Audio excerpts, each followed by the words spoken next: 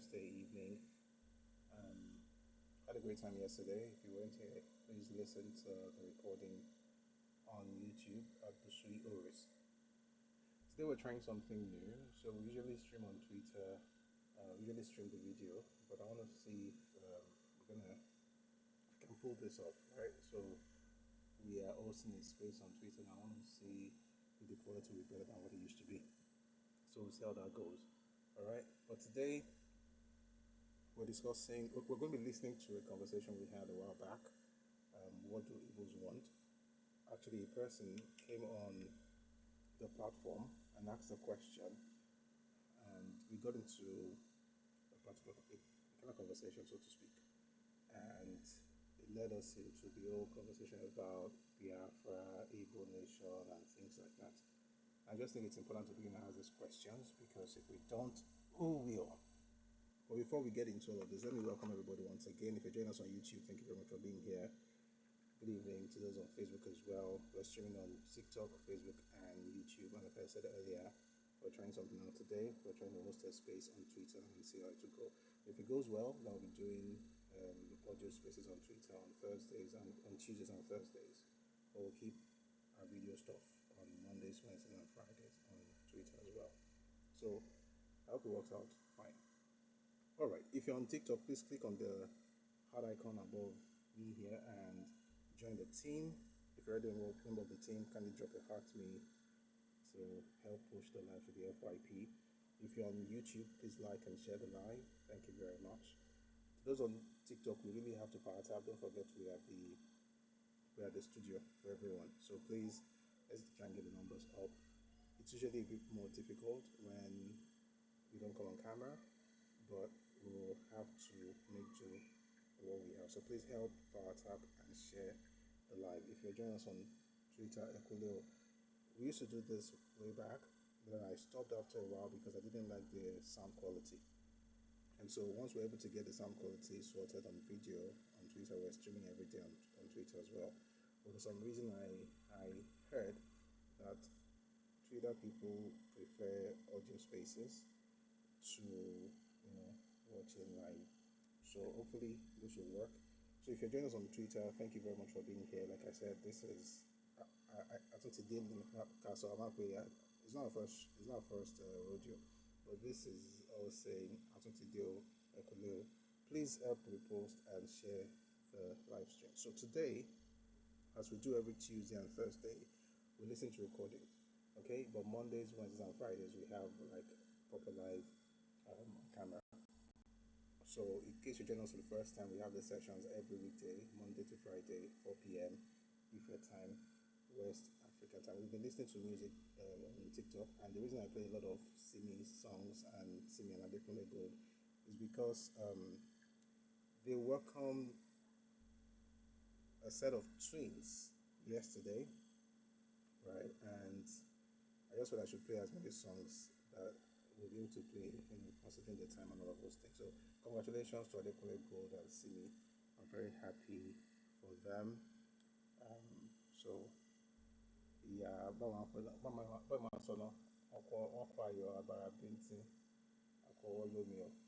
all right. So the rest of us, if you are trusting God for such a miracle, may you have one soon. All right. So let's get to the business of today.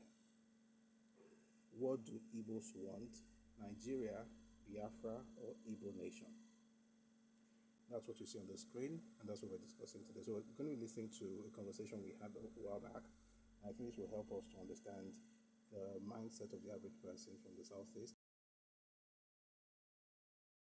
Anybody, but want to be able to understand our neighbors so that we don't get manipulated by folks who don't really care for us, but would rather just blackmail us with propaganda and sub stories. So if you're joining us for the first time, this is not a place to say, Iboja. That's not what it says. It's just that we're very ignorant about many things, especially Yoruba people. I'm not for Kotonyagon. We believe that everybody has a pure heart and a clean spirit, or whatever, clean hands and pure heart. But that's not how it works, especially in Nigerian politics. So let's try and get into this conversation. So we're listening to What Do Igbos Want? Nigeria, Biafra, or Igbo nation? I'm going to read the description. This is a video on YouTube, by the way. The YouTube channel is Busui Oris. and the description, is very short. So I'm just gonna read it and then start listening. What do Ibos want? Nigeria, Biafra, or Igbo nation? This question keeps resurfacing in conversations across Nigeria and the diaspora. It shows up on social media, in political debates, and in everyday discussion. What do Igbos truly want from the future? Is it a reimagined Nigeria that works for everyone? Is it Biafra, or is it an Igbo nation? Please enjoy this recording, and please power tap on TikTok. I know I'll not be able to stop the recording to tell us power tap. So please let's power tap. Let's get the numbers up. Click on the heart icon and drop a heart, maybe drop a gift, so we can push the FYP. If you're on YouTube, please like and share. On Facebook as well. If you're on X, kindly retweet or repost. Thank you very much. Here is what exactly do Igbos want? All right, let's get into this.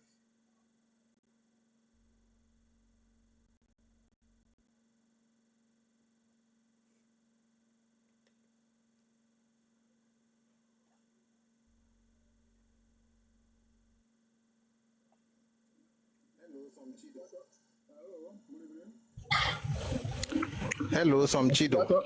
Hello, good evening. Good evening. Yeah. Thank you for your explanation about the tax. Yeah, it showed that you Sorry, guys. To those on X, please, I apologize. Sorry, guys. Everything I've said. To those on X, please, I apologize. There's something I noticed. Everything I've said since we started, folks on Twitter did not hear. Sorry, folks on YouTube, on Facebook, on TikTok did not hear one word.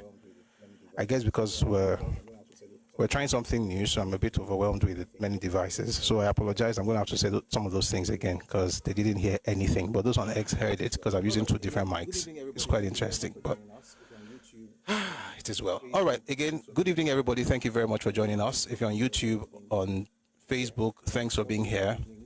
To those on TikTok, thank you very much for being here. All right. Lovely evening. Good to see everybody. It's a lovely Thursday evening. It's sunny here. I don't know what it's like where you are, but thank you very much for joining us. Today we're discussing what exactly do Igbos want, and this is actually a recording of a conversation we had a while back here on TikTok when somebody came along to, ask a question that then got us discussing other things about the desire of the Igbos. Now, I said also, before we even get into this, that we'll play music earlier. I played a lot of Simi songs and Simi and Edekunle Gold, and that's because they welcomed a set of baby twins. Or they welcomed a set of twins, I should say. And so congratulations to both of them and their family, and may God bless them and bless the children, and, may God keep them. And if you're trusting God for such a miracle, may you get some this year, maybe twins or triplets or quadruplets or quintuplets, as many as you want. All right. May God bless you and fulfill your heart's desires, grant your heart's desires. All right. So that's that about Simi and Adekunle Gold. Very happy for them. Now to the topic of today. We're discussing what the Igbos want. Like I said, this is not an avenue to attack any ethnic group. It's just that, for the most part, we are ignorant of our neighbors, especially Yoruba people. We are just this happy-go-lucky kind of people. But it's important for us to actually understand what's going on so that we're not in the dark and we're not going to be easily manipulated by those who probably have sinister motives. All right, as far as Nigeria is concerned, there's always a group or two or more that want to blackmail and manipulate you. So it's important for you to know what's happening so you know the exact way to relate with such a group. All right, having said that, like I said, while the mic was off on TikTok, we're trying something new with Twitter today. So normally we will stream on all social media platforms on video, but today is Thursday, and normally on Tuesdays and Thursdays we don't come on camera. So we're going to try something out today where we'll be doing audio space on Twitter. I want to see how it's going to go. I hope the sound quality is good enough, because that's actually the reason we stopped streaming on Twitter audio, because I didn't like the sound quality. So we'll see how this goes. If it goes well, then that means that on Tuesdays and Thursdays, we'll be having audio spaces on Twitter. And then Mondays, Wednesdays, and Fridays, we'll be having the normal, video live streaming. All right. And I'm sure you're going to have a great time, by the way. So please power tap, right? We have been on 1.8 for a bit now. Please power tap. We don't come on camera on Tuesdays and Thursdays, so we need to power tap to keep the live going. So please power tap aggressively, like the live, share, click on the heart icon, drop a heart to me, drop a gift. Let's push to the FYP together. If you're on YouTube, thank you for being here. Please like and share on Facebook as well. Thank you very much for being here. And to our people on X, like I said earlier, Ekulio, we are back again. Want to see how this goes. So please let's retweet or repost this space, and then we'll have a great time together. All right? Okay, so let's get to the conversation. What do Ibos want? Nigeria, Biafra, or Igbo nation? This question keeps resurfacing in conversations across Nigeria and the diaspora. It shows up on social media, in political debates, and in everyday discussions. What do Ibos truly want from the future? Is it a reimagined Nigeria that works for everyone? Is it Biafra, or is it an Igbo nation?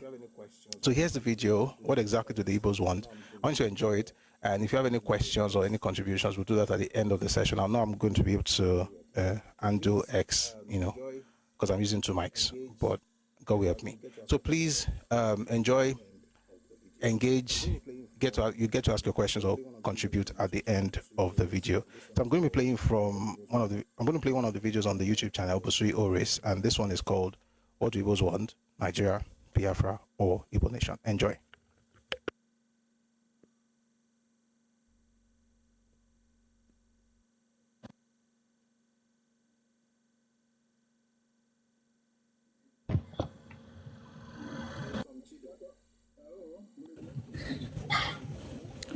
Hello, Somchido. Hello, good evening. Good evening. Yeah. Thank you for your explanation about the tax. Yeah, it showed that you are very educated about that. That's small. That's very, very, very interesting. We need people like you in Nigeria, not only in government, and in about the African thing. What is there is that we are not in Nigeria. We are in Nigeria now. We are in Nigeria now. So the only thing is that we have to talk about the issue of Nigeria to make it to work. But if it's not working, what is it like that the Biafra issue is more popular because of Nnamdi Kanu now is in prison? Another different thing is that it's not only Biafra issue. Sometimes go, Ududuwa want to go, like Sunday Igboho. The only difference that he's not in Nigeria, he's outside country. And another third point is that Tinubu is president. He's a Yoruba guy, So that's why everything calm about that. But Sunday Igboho is coming back with the Yoruba nation. Whether that is it. So when Tinubu no more president, Sunday Igboho is coming back within the Yoruba nation. So that is it. So we all know that Nigeria is not working, and we are trying to make it to work since we were born. Since we are born. Let me read one second, from Chidi. I want to read you some. I want to read the news. I want to read the news of something that happened 3 days ago. Okay. This is from December 26, 2025. You know what? Thank you very much, by the way. Nigerian police arrest 8 Yoruba Nations agitators in Ogun for unlawful assembly. 1 second. I don't think I've mentioned this stuff. We'll talk about Sunday, but I know where you're going, but just give me a second. I want to read you the news. This happened a few days ago, by the way. For some reason, I didn't talk about it, but now that you have, I knew where you were going from the beginning. I was just laughing like this is quite interesting. So let's read from Punch newspaper, I think. Yeah, let's do Punch. So you say, because Tinubu is the president, Sunday Igboho is doing this and that. This is December 26, 2025. Police arrest 8 Yoruba Nation agitators over roadblock assault in Ogun State. The Ogun State Police Command has arrested 8 suspects over an alleged breach of public peace, unlawful assembly, obstruction of traffic, and assault on police officers following a disturbance linked to the Democratic Republic of the Yoruba group in parts of Songwater.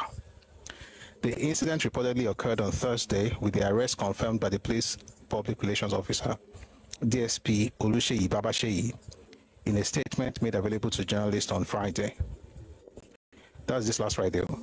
According to Babasheyi, the disturbance took place at the Midire Junction and the underbridge area of Songwater, where members of the group allegedly barricaded roads and disrupted vehicular movement. He stated, on the 25th December 2025, Christmas Day, at the Midire Junction and underbridge Songwater, a group agitating under the aegis of Democratic Republic of the Yoruba unlawfully barricaded roads, set bonfires, disrupted the free flow of traffic, and attacked police officers deployed to maintain law and order. Upon receiving the report, police operatives swiftly mobilized to the affected locations, successfully dispersed the group, and arrested the following suspects: Adewale Shosonya, male, aged 48; Okpeyemi Oladotun, male, aged 31; Zara Gabriel, female, aged 22; Ajoke Gabriel, female, aged 19; Adewale Adebomojo, female, or Adebomojo, female, aged 48; Yusuf Tanimowo, male, aged 40; Olurotimi Ademola, male, aged 52; and Toyin Gabriel, female, aged 40. This happened last week.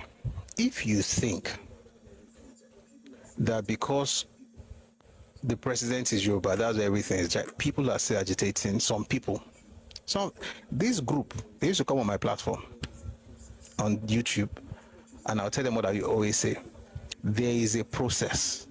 No matter what you think in your head, Nigeria is not a banana republic. No matter if you think, oh, it doesn't really, they don't know anything, there is a process. They pick these people up. We did not hear me from Yoruba people saying it's because they are Yoruba. That's why we are different from you. You don't have mirrors at home. You have telescopes. You're always looking at what's happening to other people. You don't know how to actually self-assess. You don't understand self-examination, self-assessment, introspection. Those are not in your dictionary. If things happen, they did not happen because you are Igbo. They happen because what you are doing is illegal. These are Yoruba people that were arrested on Friday. They were not arrested because they were Yoruba. They were arrested because what they were doing was illegal. Do I support what the government did? Yes. If you want to have a separate nation, there is a process. It may be long, but that's the process in the nation. And if you say you want to go against the government and come up with your own guerrilla, whatever, that's fine. But be ready when the government also fights back. This has nothing to do with ethnicity, but the law of the land. Even if you don't like what the law says, that's what the law says. You can go and live somewhere else. So what you are insinuating, right? Oh, you see what's happening with Yoruba people. We see what's happening with Igbo people. They chose this one. This one's abroad. You don't know what's happening in the news apparently, because this happened on Thursday, last Christmas. It's not been up to 1 week yet, and they're Yoruba people, and the president is Yoruba. Ethnicity does not somehow change illegality to lawful activities. If you do nonsense, they will deal with you. So maybe you guys should learn how to actually do things right. And if somebody is telling you to stop doing something wrong, stop saying they're doing it because you are Igbo. It's not because you are Igbo. These ones are also, they are Yoruba, 8 of them. And if you notice, by the way, let me just quickly say this so you can continue. If you notice, you don't hear Yoruba people saying this is happening to them because they're Yoruba. You don't hear it. This is happening to these ones because they constituted a nuisance in public. They're dry. When they speak, I've listened to them. I'm like, oh, we must do this, we must do that. And the funny thing is that ask these people, including your own Biafra people, what's your plan after you get your nation? It's just smokes, nothing. Just anger and vibes. Oh, Nigeria is bad. They'll not be telling all the things that are bad about Nigeria. Oh, Nigeria is Ginkgo. Oh, Nigeria is Ginkgo. When you build your own, you have local governments, you are not doing anything there, but you want to come and become your own nation. It is well. But again, it's not because you are Igbo, it's because what you are doing is unlawful. Please continue, Tom Chidi. No, you make a very big point here. It's normal. It's when the president acting according to the law. You know, but the people who are doing it, they know that what they're doing is illegal, but they just want to notice. You understand? You know, well, they know that what they're doing is illegal, so they just want to be noticed. It's like when somebody goes on protest against the government, illegal protest. You know, government will confront them. It's the same thing. You know, but what I'm saying is that the point is that if Nigeria is good today for every, you know, nobody will love to. Everybody will love our country. You know, we don't have. Can I ask you a question? Let's engage for a bit. May I ask you a question? Mm-hmm. Was Nigeria working for everybody in 1967? 1960, I was not born then. But we all study history. You know, that's why we went to school now. I access that, you know, since I was born, or you was our generation, for example. We are praying that Nigeria will build. We are any president. Okay, so let's say you don't know what happened. Okay, so wait, let's say you don't know what happened in 67, 66, 63. By the way, what happened is that 67, 66, 63, even were trying to break out of Nigeria, even back then. That's okay. But let's talk about now, since you say we're not born. Exactly. Is Scotland doing, I mean, is the UK fine? Like, is UK nice? Is the country okay? Well, Scotland also wants to break out of the UK. Self-determination has nothing to do with prosperity or lack.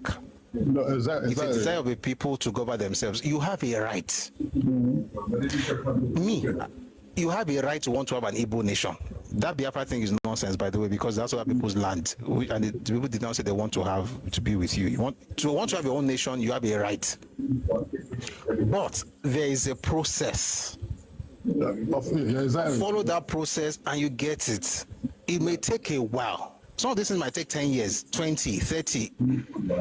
Look at all the nations that, I mean, Somaliland is getting, hopefully, with what's happening right now, although AU is speaking against it, but Israel has recognized them. Other countries are recognizing them now. Maybe it will happen for you people too, but let me ask you a question.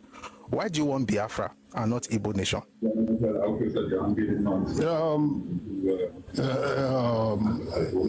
If you ask me, I would say Igbo nation, because Biafra, number one, I don't know the meaning. I was born, then I hear Biafra. So it's like inheritance. So when, from example, the Oduduwa, you know the meaning, they want to Oduduwa Yoruba land. But Biafra... See, try and stick to your story. Leave Oduduwa. Why do you want Biafra and not Igbo land? Okay. If he's as an Igbo man, if it's only Igbo nation, that is another thing. But it's not only Igbo nation. Because it's not... I'm talking to you, you as a person. Yeah. Why do you want Biafra and not Igbo nation?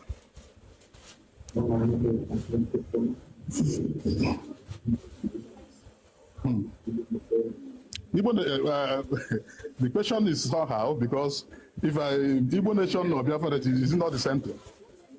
They are not though. It's the same thing now. Because okay. What's Biafra? Which area in present-day Nigeria is part of Biafra? You know, we have to be sincere in everything. Normally, it's not Igbo man that named Biafra name. It was other tribes. It's not other tribes. It was one man. His name was Frank. It was one man. Yes. I'm not talking about. It's not even Efyong. Efyong is Akwa Ibom. This one was Ijo. The question I'm asking you is this: why do you want Biafra and not Igbo nation? Why we want? And what is the definition of Biafra? Like right now, if you look at Nigeria as Nigeria days, so now we have 36 states. Which part of Nigeria makes up?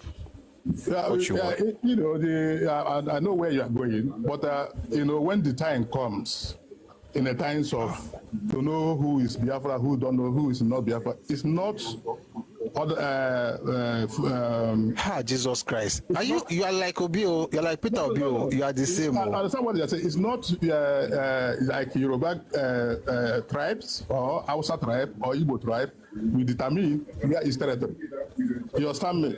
The main people. I'm not determining your territory. I'm asking you a question. What is okay? Define Biafra. Which states in Nigeria now make up Biafra?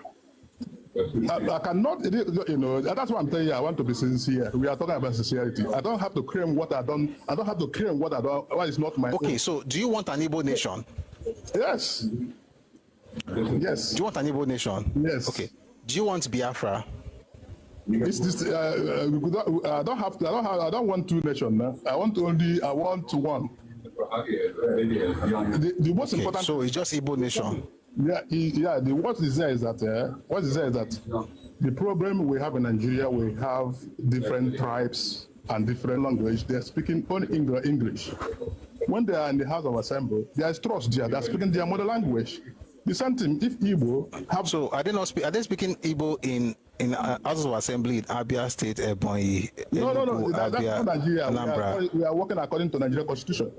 We are talking when you come in the federal. You understand me? In the federal to decide federal decisions. You understand me? So now there's no trust because of language. When you have House of Assembly, like Houses of Assembly in the Vice Office. They can't understand the Hausa or Yoruba. You cannot understand. No. They're only Igbo people there in Abia State House of Assembly. They only speak. They are mostly Igbo. Let me use that word. In Abia, in Ebonyi, in Enugu. So why are they not changing that thing there at this moment? Is that something hampering them in Nigeria? No, we are not talking. We are still in Nigeria, so we are still under Nigerian law. So there's whether it's the same thing.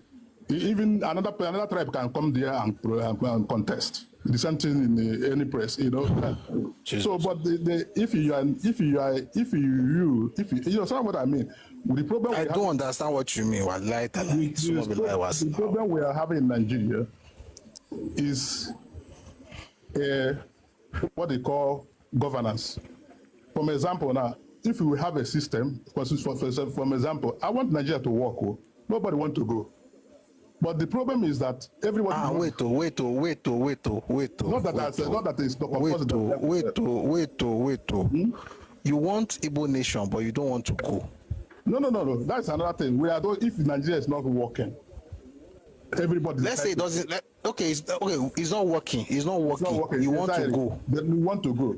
Then we have to go. So in times of that time. It's not now. It's not about assistance. We have to go according to old style, the regional governance, the old Eastern region, the old Western. Wait. Now we are here. Now we are where we have arrived. No. Hold on, my brother. Hold on. I want us to talk. Like today, okay. I just think we can chill. Yeah. You just mentioned old Eastern region. That's not Igbo land. That's not Igbo nation. Old Eastern region is not Igbo nation. But that's the Biafra. That's why they said they didn't want to be part of the Biafra in 1967. No, it's not about what people. You know, when you come to for example, the same thing in one family, somebody will say, "I don't like." They are not part of your family. Listen, hold on. I think we should talk about. Hold on. It's only one. Hold on, please. 1914. The British amalgamated North and South. So we have Southern Protectorate, Northern Protectorate. Then 39 decided talking about Eastern, they were breaking it into East and West. It wasn't region yet, but Eastern Province, Western Province. That was in 1939. Yeah. The Oyibo created the Eastern region. You are not the same. The Oyibo created Northern region. North is not one ethnicity. Yeah, of course, yeah. The Oyibo, the British created East, at the time it was called Eastern Province. In 1939, then it became a region much later.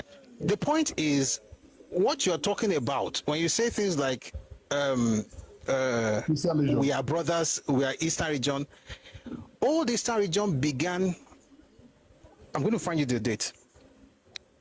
Province was in 39, everything ended in 1967. It was, I just remember now, it was province from 39 to 47. Richard's constitution was when it became Eastern region. The entire Eastern region lasted 20 years. It's not something that was ancient or from the time of God created heaven and earth. It was created in 1947. and it ceased existing in 1967. But you are holding on to it as though it's nature. It's not nature. It was a creation of the Oyibo. Yeah, okay. Somebody says the Western region is the same. Hold on 1 second. 1 second. Yeah, of course. Hold on. I'm going to mute you, please, so I can respond to the people in the comment section. How was the Western region created? The same way in 1939, the region was created in 1947, but it was part of the Southern region until 1939. But in 63, the Midwest was carved out of the Western region. You don't hear me talking about, I'm going back to the old Western region. The Midwest said they wanted something different. The document was produced in 1958. No, the South is 57, produced document is 58. Willings Commission, the report is somewhere here. Now, they decided to excise the Midwest in 63. I mean, thanks to Azikiwe and the rest of the gang. And they cut them off. If you are talking about your urban nation, let's even say we want to have a nation. I don't care for the Midwest. In the whole of that place, the only people I care for, to be honest, is, well, let me not say the only people. In terms of politics, the people I really care for politically are Shekiri, Olukumi, and the Yoruba people in Edo State. That's all. I don't care what they are doing in those places. Why? It's not my business. Your problem is you don't know how to let go of what was not even yours in the beginning. And I'll tell you why. And people should hear this. The reason you cannot let go is because of what you benefit from the arrangement.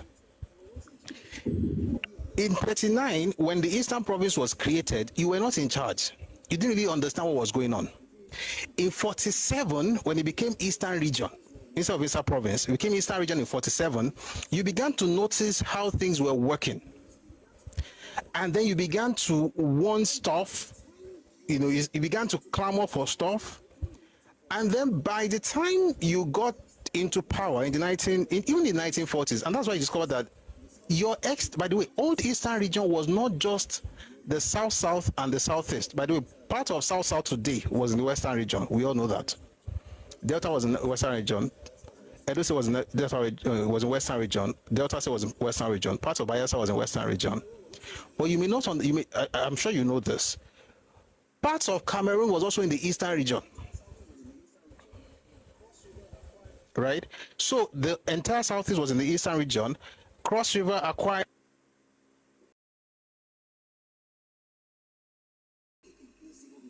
There was something your elders did that made those people kick against Igbo people.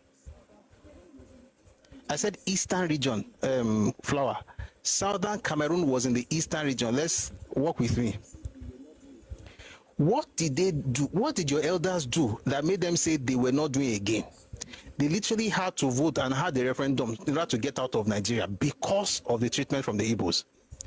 And there are documents that goes back, I have a document that goes back all the way to 1948 and how they got them out of certain places in Cameroon, the Igbo people. What happened there eventually happened much later when you took advantage of what people had in their regions. Let me tell you the reason you want Biafra. I'll tell you. You may not like it, but I'll tell you.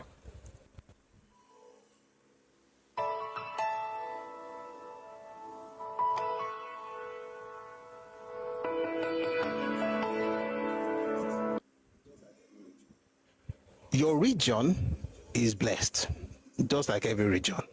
But your region, you think it is not as blessed as other regions. You have land scarcity. So you don't have a lot of land, whether for planting or for real estate, which is the primary reason for cutting the people in the South-South, present-day South-South, into this whole Biafra thing. There are three reasons you wanted those people. Three reasons. Land, oil, and access to the sea. That's all. There's nothing like you want them, you are brothers. You are not brothers. You did not know them. The only time you met them was when the Oyinbo caught you together in 1939 and they made you a region in 1947. And the experiment lasted for 20 years. But for some weird reason, you can't let go. Here's my question to you. If they tell you they don't want to be part of it, what are you going to do about it? Can you not just have your own Igbo nation and be on your own? Hey, answer the question now.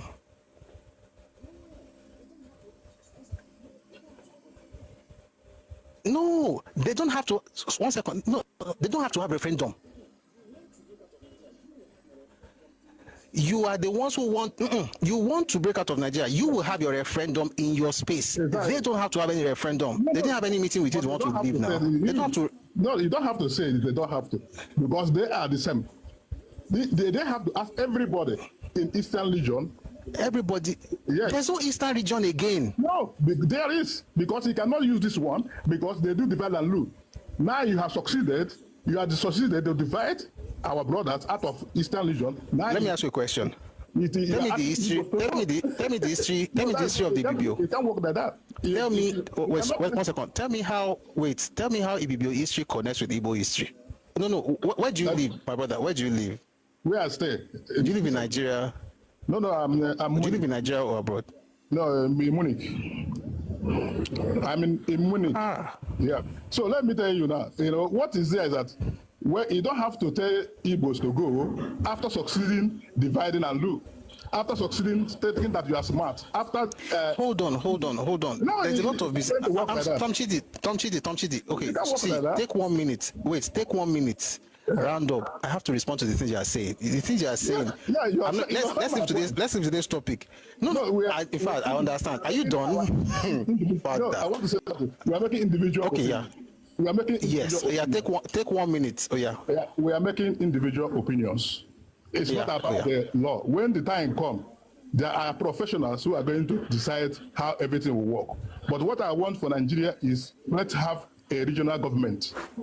Like we have a prime minister, then we have the Western region, they have their own president. The East, they have their own president. Then Central, that's like England, how they rule there, United Kingdom, or like in Germany, they have the same thing. They have their own regional president. Then they have center prime minister, and it's working for them. Because Nigeria is too big. Nigeria is too big to govern for one person. That's what I'm saying. Thank you. Yeah, so that we make it guys. Work. And the people who are praying for people who are praying for Biafra to come, you pronounce it well. If you say Biafra, it's not Biafra. If you pray, let your pronouncement well, so that the gods will hear. Because when you say Biafra, it's not correct. Okay, thank you very much. Thank you. You're welcome. Thank you. Now, when you hear him speak right now, you would not believe that Ironsi was Igbo. That what he's asking for right now was what Nigeria had before Ironsi came with fellow Igbos to destroy the structure Nigeria had in '66. It's easier to destroy than to build. You don't have to be smart to destroy. You can just get a matchbox, a bottle of petrol, you can burn down things. To build is another thing entirely. And when he was doing it, it was not an Ironsi project, just to be clear. It was Ironsi, it was Igbo politicians, it was Igbo lecturers and academicians, or what you call intellectuals, and Igbo people, regular people, supported what Ironsi did. I'm going to read something to you. I read it earlier today. I'm going to read it one more time. This is from the educated elite in Nigerian society. Since the last event, this is what Igbo intellectuals said in 1966. May. This was published in Mbeyi Collections Biafra Newsletter, Volume 1, Number 8. They published it on 1st March 1968, but they were referring to what they said in 1966. Since the last event, Unification Decree, it has become crystal clear that the former leaders of the Action Group have, as predicted, joined forces with the former leaders of the NNDP in a renewed battle against Easterners. Recent events have further demonstrated that these leaders are clearly striving to counter the efforts of the military regime to forge national unity. In this respect, the Western leaders are one with the Northern leaders who are similarly opposed to a unitary system of government in Nigeria. And all of them are anxious, benefit from the chaos, and then once it doesn't benefit you anymore, you then turn around and say, that original structure, that's what we really want. And act as if you never really were part of it. And by the way, I'm not just talking about Ironsi. Read the book by Adewale Ademoyega, Why We Struck. He mentioned how Ironsi pushed unitary decree because of NCNC, which was already Igbolized. Guys, 1 second. A person can come, like an innocent person that comes from a place where, let's say for instance, you are a thief, you are Idoma, right? Or you are Angas, or you are Oron. Where's that book? Or you are Oron, and then you come around and say, oh, I don't like the way they run this country. I want a better structure. Oroma Dunlenwe. But you can't come from the southeast and be talking about how Nigeria should be. Ah, the book is inside. I really wish it was here. 1 second. I guess I want to bring it out to me. I think it's inside.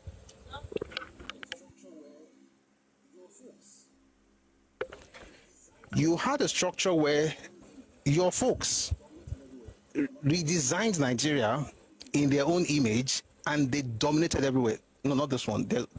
Bring everything you find there. They dominated everywhere. By the way, let me read some things before I find out the book. The self-styled leaders and spokesmen of the Igbo people, mainly university intellectuals, argued passionately that it would be wrong to see the Igbo as grabbers of most of the offices in the country. This is why they did the unitary system. Rightly considered, they contended they deserved to hold these posts by virtue of their special talents. They were superior to other ethnic groups in culture and civilization, in quote. They were the most receptive to new ideas and the most able to assimilate them. Bring everything you find there. Just bring all the books you find there. Excuse me.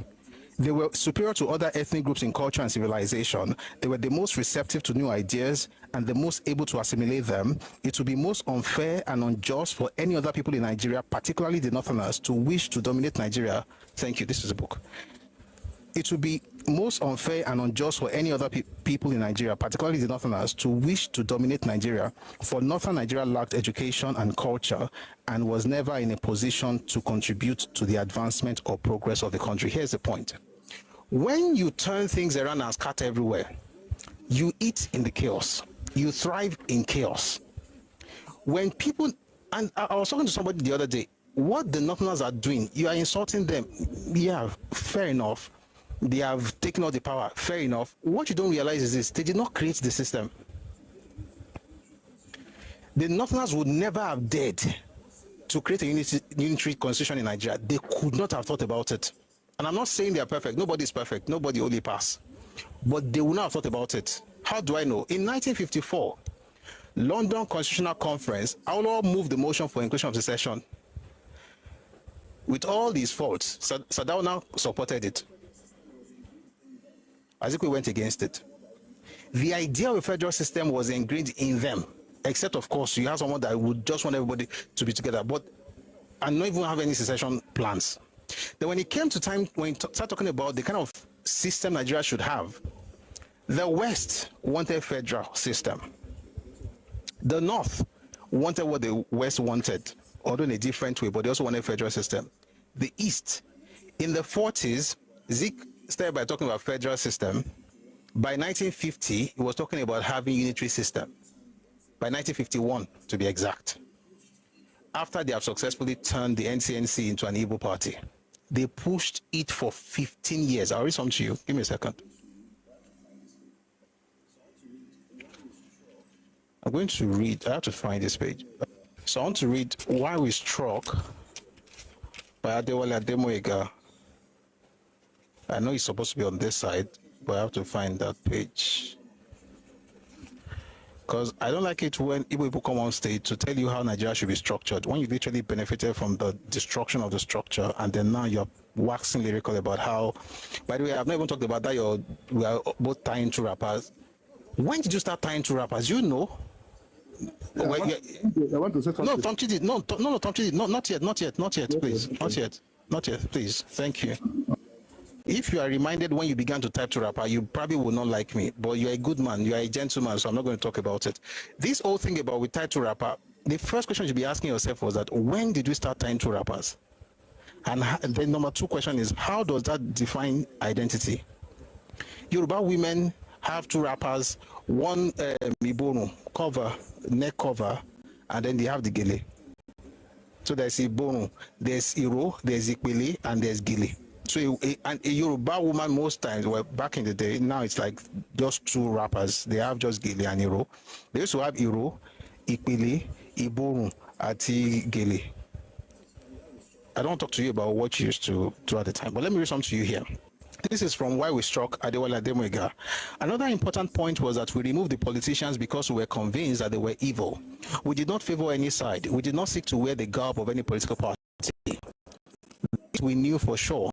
Ironsi, on the other hand, surrounded himself with a particular tribe and chose the political policies of a particular party.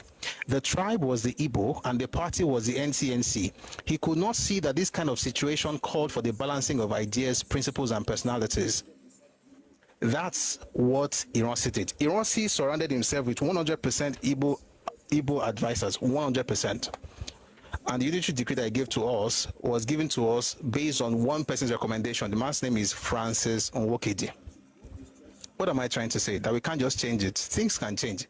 It's just that you cannot destroy something and lecture people. You can't lecture us about the kind of structure that works for Nigeria, especially when, if you're supposed to know it better than us, then you should be fixing it.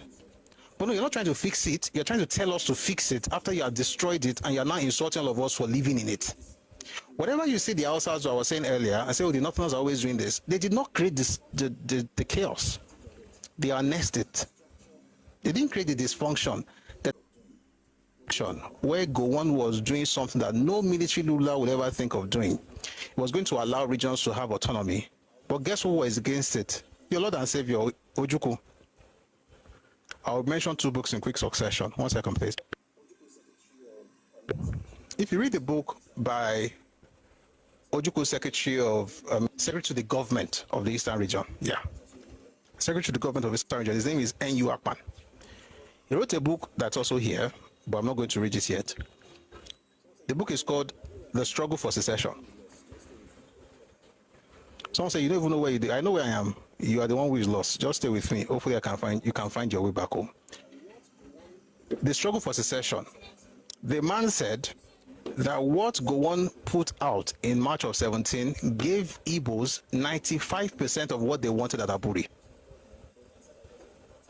N.U. Akpan is not Igbo, although he's a secretary to the government, but you can decide that it doesn't really matter. Okay, let's say it doesn't matter, or we don't even want to hear about him. Okay, that's fine. There's another man who was the first commander of Biafran army. His name is Hilary Njoku. He wrote a book called A Tragedy Without Heroes. In that book, he said that he went to the office of the governor, of course, Ojukwu, and when he got there, he met the governor's private secretary. His name, Don Egbe. Don Egbe was Ojukwu's private secretary, and he was a lawyer. And Don Egbe told him, Njoku, that decree number 8 contained 98% of what Biafrans wanted, or what Ibos wanted in the Aburi Accord. He said it contained 98% of Aburi Accord. Ojukwu still rejected it.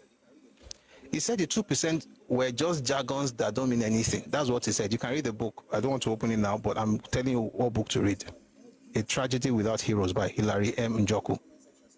The point is that every time, and the reason, by the way, you may wonder in the comment section, say, oh, but what he said is right. Now, why don't you just agree with it? Because it's not that simple.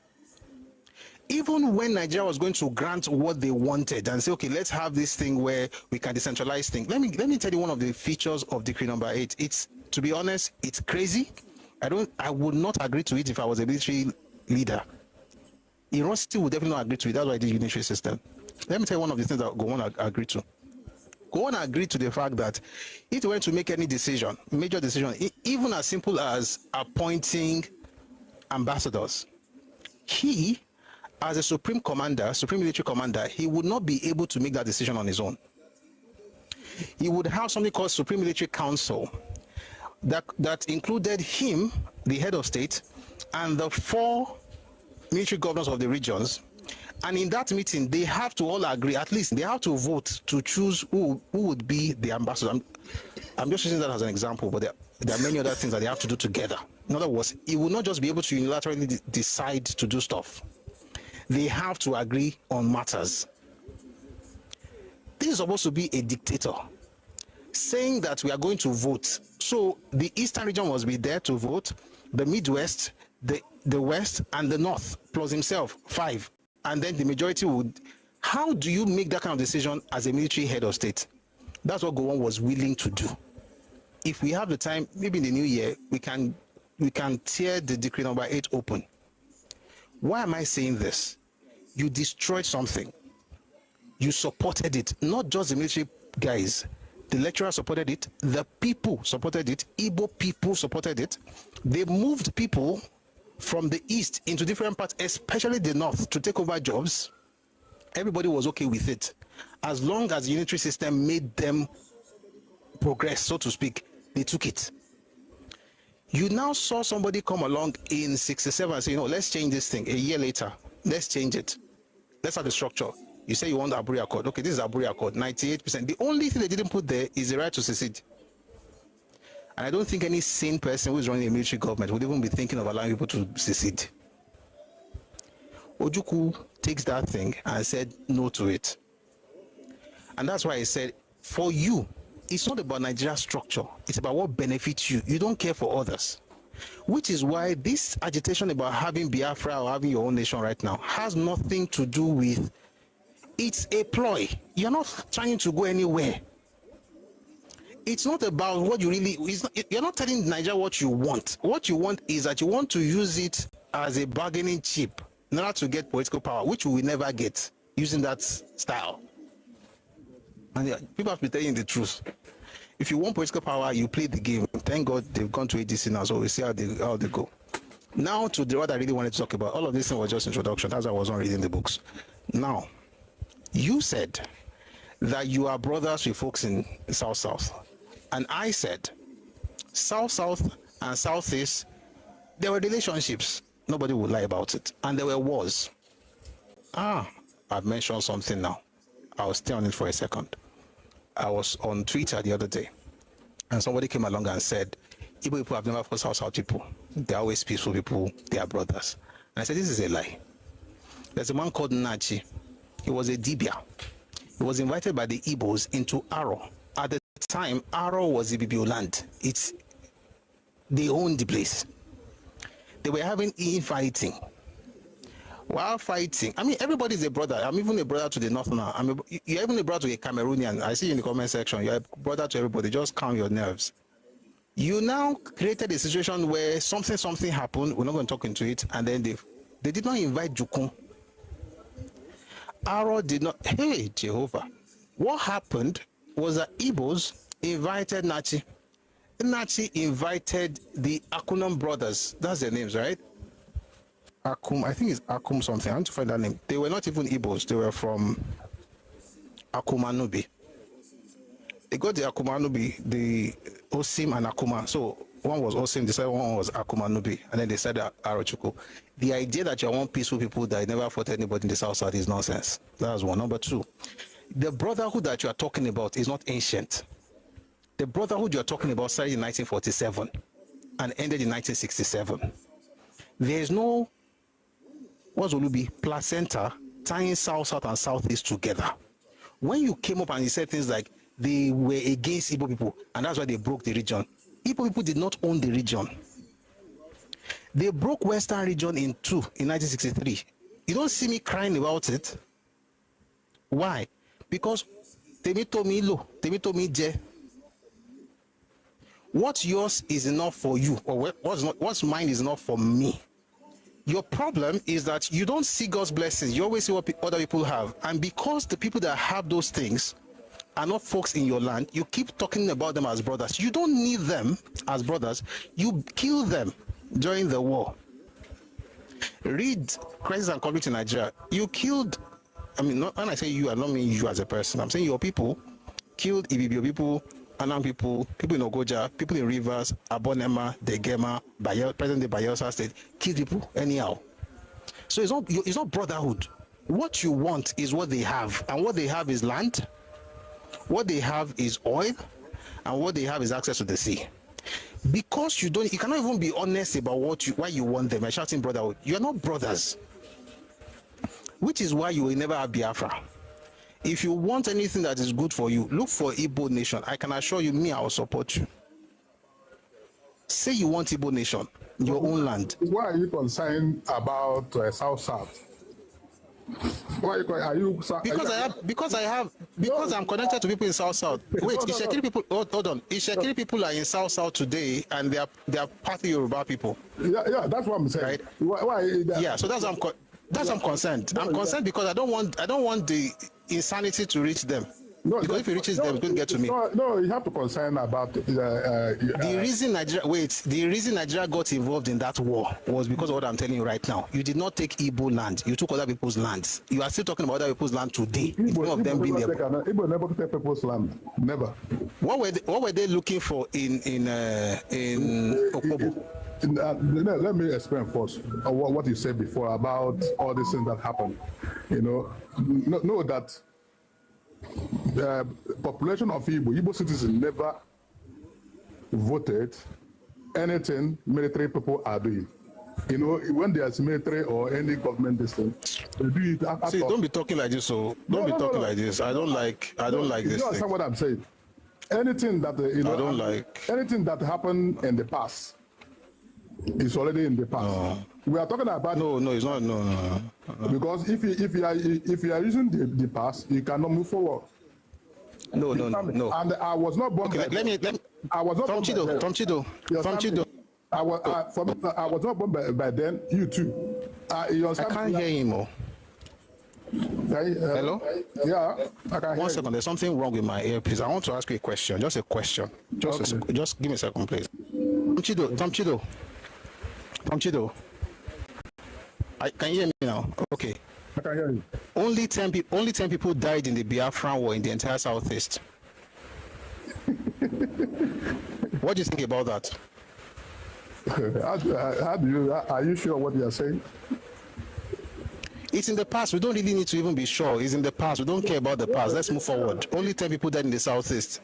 Okay. Only 10 Igbo people died throughout the war. In fact, there was no starvation. Ibos were having fun. There was no the war was fought. It wasn't what they wanted. Ojukwu did not want the war. It was just something that happened, and only 10 people died in Igbo land. How is that for history? Okay, but whether 3 million die or one person died. Why you mentioning 3 million? Why? Where did you get that number from? No. Wait. No. You can't just say no. We're not supposed to be thinking about the past. The past doesn't matter. Like, why are you talking about the war? But that's what I'm saying. Whether it's one person or 2 person or 1 million person, war is war. Stay with, no, don't go to million. It's just 10. I can call. Okay. But war is war. What happened? No, there was no war. Now there was no war. Yeah, no, but there is war, and that's why they say there was no. No, you can't be saying. No, you can't be saying there was. Wait, now you can't say there. Are you saying there was a Biafra war? Yeah, but the Biafra, go on and say that. You can't wait now. Wait, you can't be saying that. No, you can't be saying there was a Biafran war. It's in the past. It did not happen. We can't be talking about Biafran war. Let's talk about the future. Exactly. Nobody ever died in Biafra. There was no Biafra war. You get the point, right? Yeah. I got you now. I got what you're saying now. I got your point. Yeah. That's what I said. Yeah. Good situation, good things to happen, begin to happen in these modern days. Rely on the past. You understand? We are new generations. You understand? We have to. Okay, so this Facebook. No. Because, No. There's a reason why you have the position you have. There's a reason why. So I believe in that. I don't see any past. Why are you saying that folks in the South are connected to you and you were in the old Eastern region, but you don't believe in the past? If you don't believe in the past, why not just create something new and just have an Igbo nation and forget these people? Anything that will happen that we Nigerians have a better life. That's what I want. Because if you don't know what you want, though. No. That's what I want. Anything that makes you said you want Biafra. Yes, if you listen now, I told you that Biafra is not a nation now. We have one country in Nigeria. You understand me? Okay. But if it happens to be that everything divide, then that is the destiny. But what I want, apart from that, are you going to be sure that even if Biafra come, it's going to succeed. So that is another thing. That's not my business now. You are the one that wants Biafra, whether I succeed or not. I'm just saying generally. Okay. I'm just saying generally. So the most important thing is for we to think about the reality and think as people who have brain, who are intelligent, who are living like you don't see any. You see, I see you not because or approach you not because attack you because you're a bad guy or alpha guy. I see you as a human being. All right, thank you, Tom. I respect you. You are thank you. You know, we are a human being. We can move around. If I can work with a white person, why can't I work with my Yoruba people who are living in one country? You understand me? Thank you very much. Thank you. Let's move on. I never abuse any tribe in Nigeria. I can never abuse. Thank you. That's my point. Thank you very much. What I want. Thank you. I want Nigeria to work. Thank you. Also, we citizens of Nigeria to be okay, to have 3 square meals, to have shelter, you understand me, to have a good job, good hospital. That's our Thank you. Tom. You know, thank you very much. About another thing I want to say concerning the tax. Wait, let's do one by one. No, you talk. No, hold on. We'll take one by one. You must think people have short memories on this stage. Your very first submission, you were talking about Biafra and you mentioned Oduduwa and the fact that what's happening to Ibos is happening to Yoruba people. Now you're telling me that you're not talking because of ethnicity. You must think we have short-term memory. No, there's no memory loss here. Let me tell you the truth. What you're doing, you know what you're doing, and I know what you're doing. When you call for unity is when it pays you.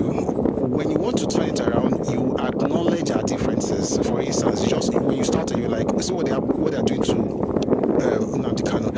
Then I read to you what happened to the Democratic Republic of Yoruba people last Thursday on Christmas Day, and then you flipped, and now you're telling me that it's about ethnicity. Let me tell you the truth, it's about ethnicity. It's about ethnicity. Hold on. No, even for you, the very first. Hey Jesus, I have to mute you, please. Even for you, I have to mute you.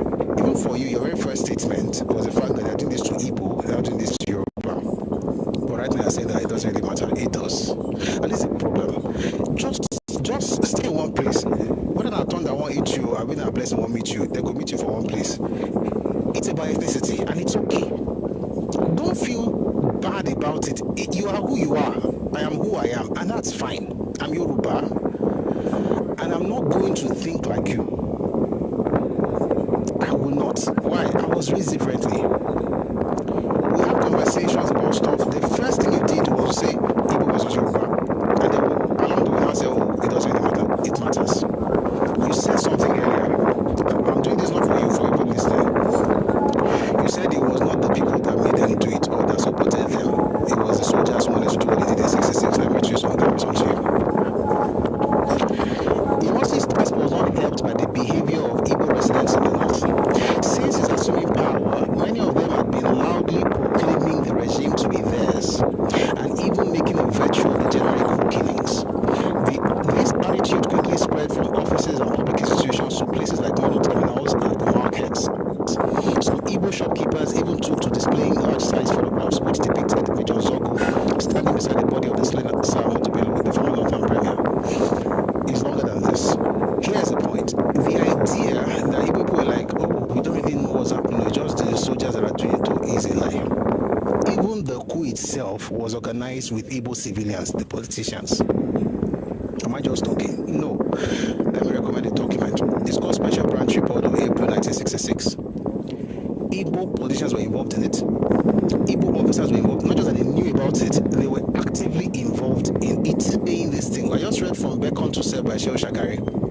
And the claim he made is not just in this book. You will see the same claim in Azikiwe's own book, The Origin of the Civil War. You see the same claim in the book by Godwin Alabi Sama, Tragedy of Victory. The point is, you don't like responsibility. And that's why you said Igbo people did not do it. Igbo people did it. And then you said you and the Southeastern and South people, you are brothers. I want to read something to you again. Give me 1 second. I'm going to read from crisis and conflicts in Nigeria. Why are we doing this? Because, you see, why are you even concerned about these people in the South? Because what you did to them, you are doing to me. That's why. You call people brother to take advantage of them. And I'm not saying you're a bad person. I just need to understand where you're coming from so I can protect myself. That's all. I'm very sure you're good. You're a very good person. Let me read to you what you did to people that you loved. Please don't unmute, please. Don't unmute, please. Please. Just 1 second. Let me read to you what happened to this the people you really loved. By the way, remember the past doesn't matter. So when I'm reading, the past doesn't, remember you said that the past doesn't matter. When they want to be a handicap, past doesn't matter, just go forward. Then you start hearing things like, we'll never forget the war. But you said the past doesn't matter. What are you now remembering? This is from a man called J.B. Nkeme. This book is called Crisis and Conflict in Nigeria, Volume 2 by A.H.M. Green. This book is, it has a lot of speeches in it. So this particular speech is the one by Chief Anthony Nauro. But this particular portion is a reference to Dr. B.J. Nkeme from Calabar. Did you say special branch? By the way, I mean, maybe we should be charging people for this document though, because it's very rare. But you can get it for free, at least. Today we're preparing for New Year, so let's do for everybody.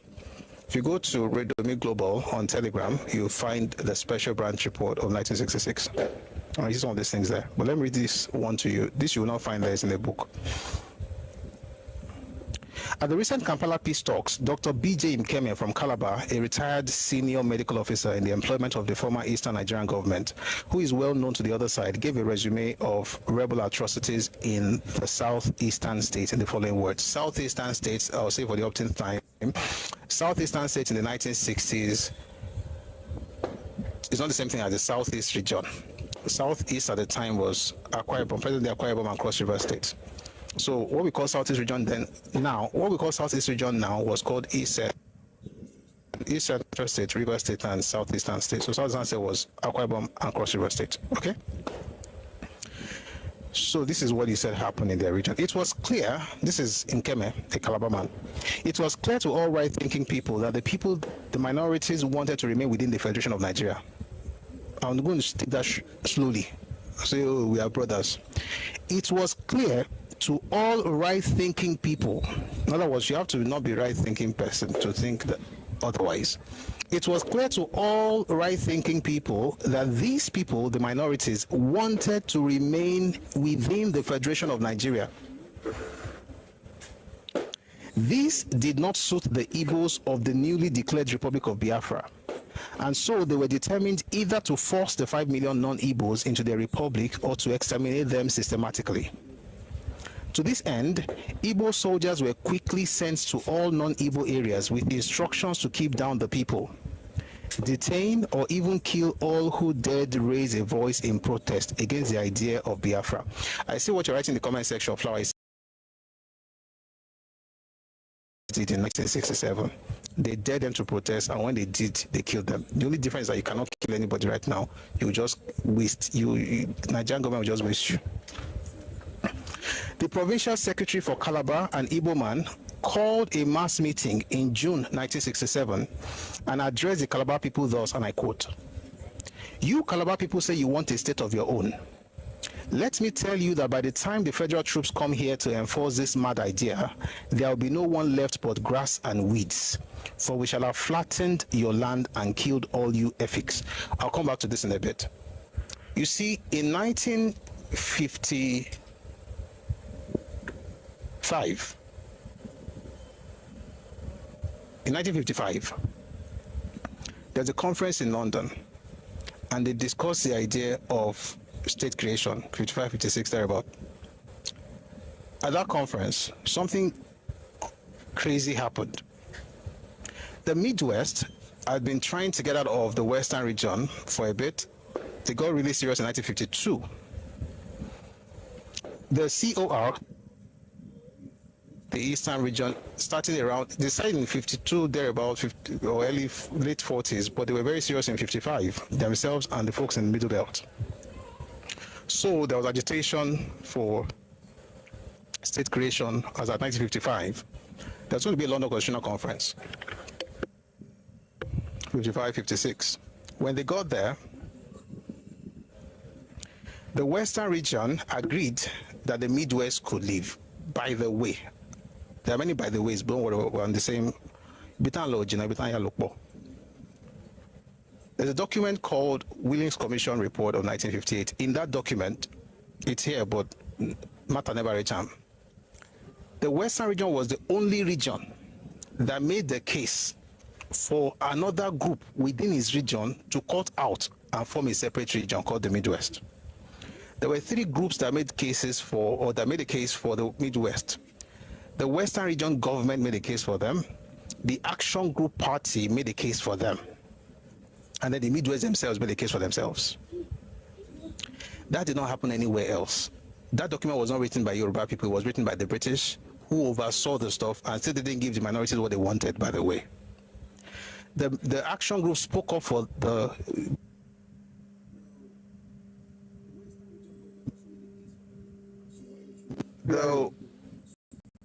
Western region government also made a case for them as to why they should leave if they wanted to. But that was in 58.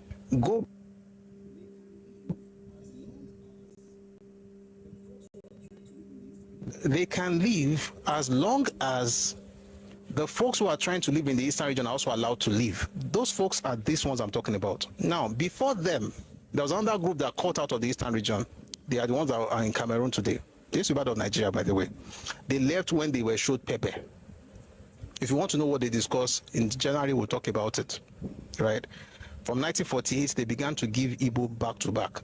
Eventually, they got out of Nigeria. Now, these guys also wanted to leave in 55.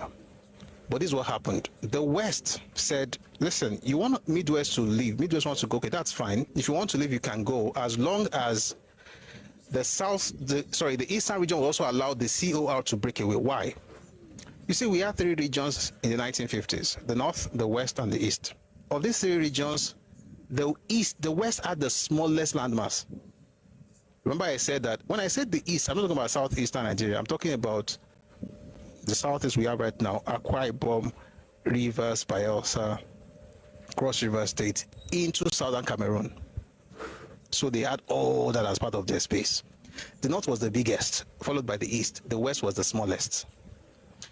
And yet the West was okay with people breaking away if they wanted to. But they gave the condition that they would like the minorities in these other regions to also get their own spaces. The North said, don't touch anybody. We don't want anybody to break away. Just leave everybody the way they are. Maintain the status quo, just like they're doing right now. Maintain the status quo, don't touch anybody. It's not bad, but, sorry, it's not good, but it's at least they're not trying to touch anybody. The East had the most, it was insidious, it was diabolical. That's what I'm looking for. The diabolical idea. You know what they wanted? Azikiwe rose up and came up with this ridiculous idea that, listen, leave the North alone. Said they don't want to break, leave them alone. See, we in the East, although we are very big, don't touch us. Although the EBBO, the EFIC, the ANANG, all of them want to have their own state. Folks in all these rivers, they want to have their own region. Forget about them, don't touch us. But you see, this Western region that is the smallest, I want you to divide it into 4. Then he gave us the names. He wanted Lagos Colony to be separated from the Western region. He wanted to have the Midwest. Then he wanted to have something called Cassava State. Kola North and Cassava State. That was going to give us a central state. The Kola North and Cassava State was Abeokuta and Ijebu provinces. That's your leader's bright idea. You still think the same way, that's the truth. He was going to break one region into 4, the smallest into 4, but nobody should touch the Eastern region or the Northern region.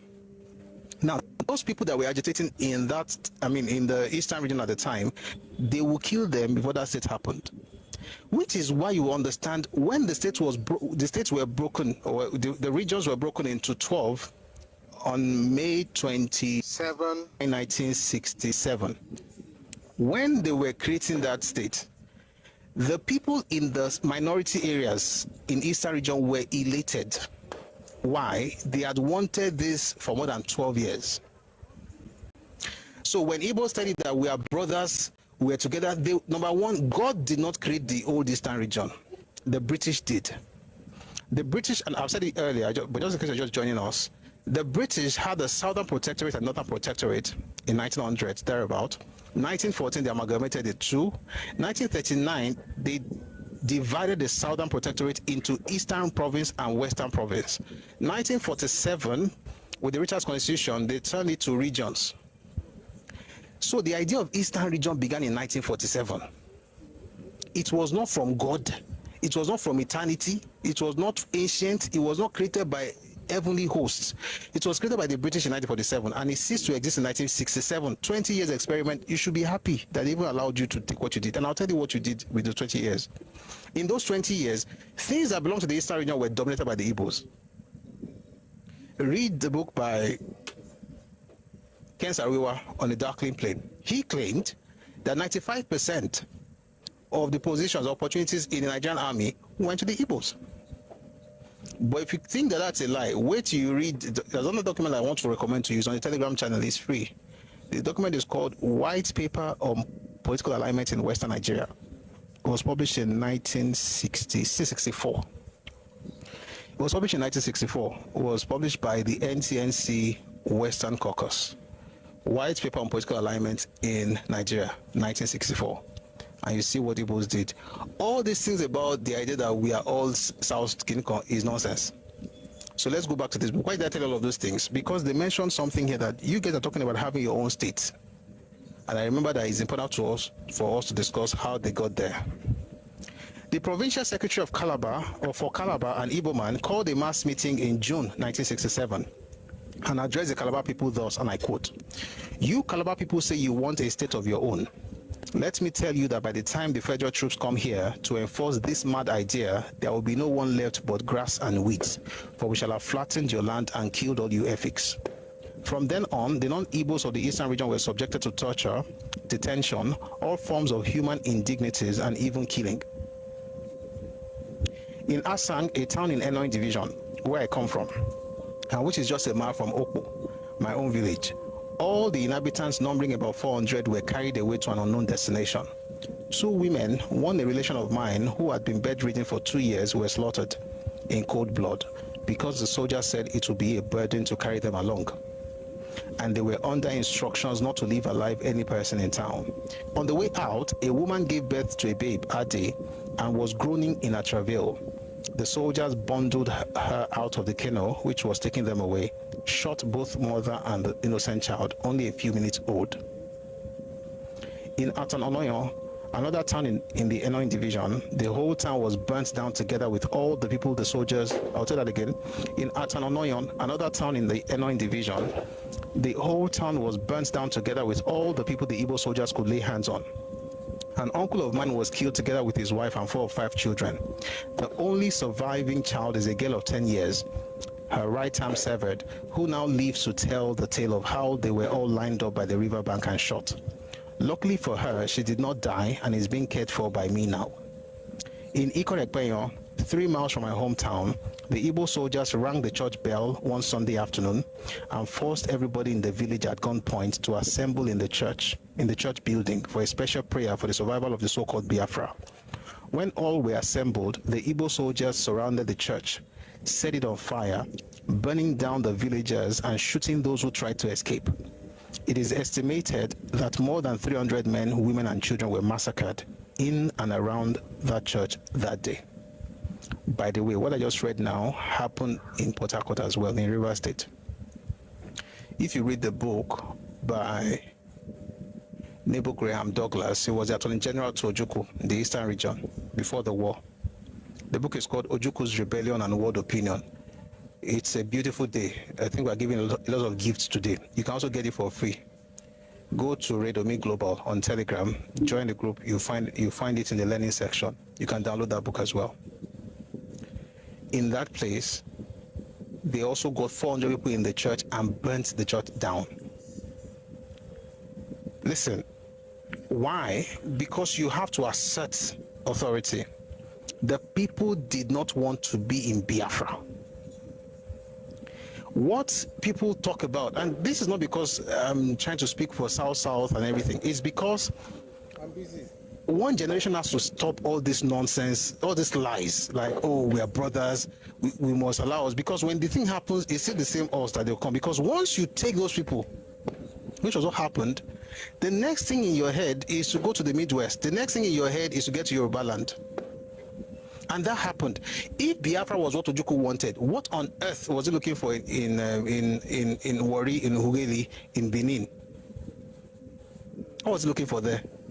Why was he going to Ibadan? Someone said they were trying to get to Lagos. That's not what he said. Ojukwu wrote letters. If you have not read those letters, I could point you in the right direction. Read his letters. Say something. His idea was not to get to Lagos to talk to Gowon. We're going to deal with all this thing in January. His idea was not just to get to Gowon in Lagos. His idea was to take over the Western region, take over the Midwest, and in later, if you read the documents from the that were captured from Biafra, the plan was also to eventually take over the Northern region. He wasn't just trying to get to Lagos. His letter to Victor Banjo was published in August of '67. You'll find this in a book by F. Adeton Ogunseye. The book is called A Break in the Silence. He mentioned how they were going to take over the place and appoint governors, just like he did in the Midwest. For a person who really wanted Biafra, what exactly were you doing appointing an Igbo man as governor in the Midwest? And as soon as they appointed a governor in the Midwest, guess what? In Benin. Why is this important? Because you hate Ibos? Not that. It's because if you allow the lies to one group to fester or to go on, the one about you is coming as well. You just say that we're going to Ibadan to just go and play with you. Just came to play, just play ping pong.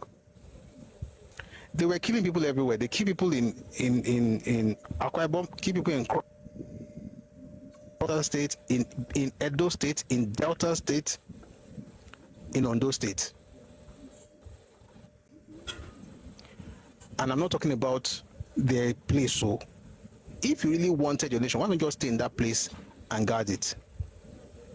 The point I'm trying to make with all of this thing is this. Don't gaslight us with all these things of, oh, we are brothers, we want to go with Biafra. If you want a nation, which is where this whole conversation started, so let's try and get back to it, because I'm already tempted to keep reading, so let's stop here. This idea that you want Nigeria to be better, but you also want Biafra, but you're not really concerned about Igbo nation because you have brothers who are tying two wrappers, is preposterous. By the way, the idea of two wrappers, I don't like talking about it, so I won't talk about it. But using Nnamdi Kanu's rhetoric in 2025 for somebody living in Munich is actually disheartening.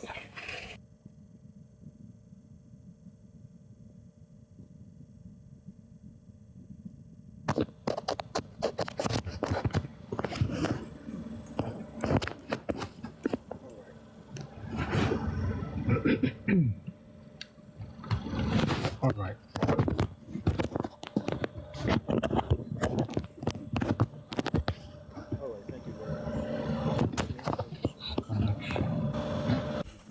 All right, thank you very much for listening. Thank you so much. You've been listening to What Ibos Want, Nigeria, Biafra, or Igbo Nation. It's a video on the YouTube channel, Busui Oris. I want to thank everybody who has listened so far, and perhaps we'll bring people up to hear their thoughts. So maybe you want to share something. I'm just going to bring you up. So for now, if you want to be part of the session, I think the best way is to be on TikTok or to call it on Telegram. All right, you can call it on Telegram or on TikTok, so that it's easier, so that people on the other platforms will be able to hear you. Okay, and with what I'm saying right now, I think it would be better for us to continue with the video streaming on Twitter. We're going to do that tomorrow anyway. So if you want to be part of the conversation, the best way really is either to contribute on TikTok or to call in on Telegram, so that people on other platforms will be able to hear you. But thank you very much for listening. And I think we have one person here on TikTok. I'm going to bring you up, and then we'll see if there's any questions or anything like that before we end the session for today. So there's Ronyim. Okay.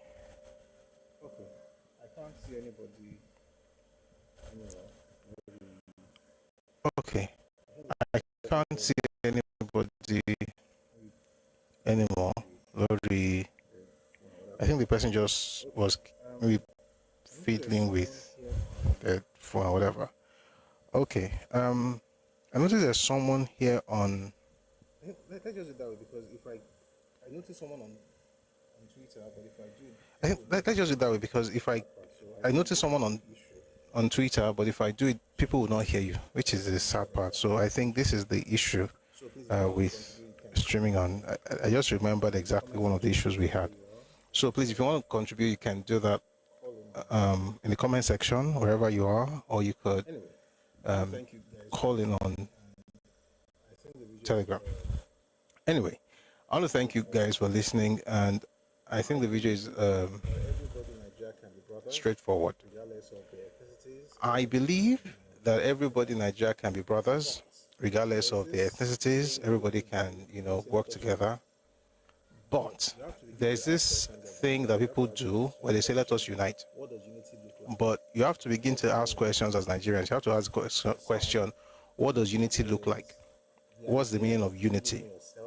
For some, unity is the idea of you losing yourself or they gain everything at your expense.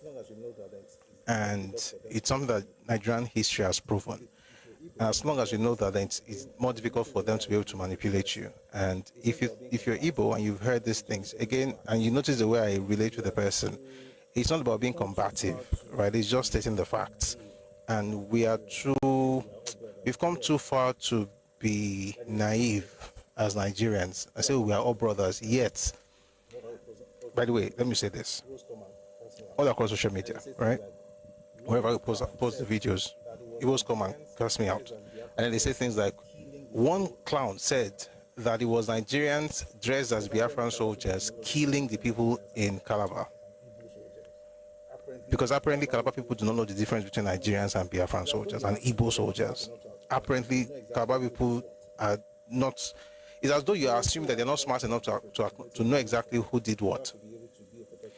A people who are taught not to take responsibility for anything in order to be able to be a perpetual victim cannot be the ones you just say, oh, it doesn't really matter, we're all one Nigeria. We're all one Nigeria, but we've got to understand the details.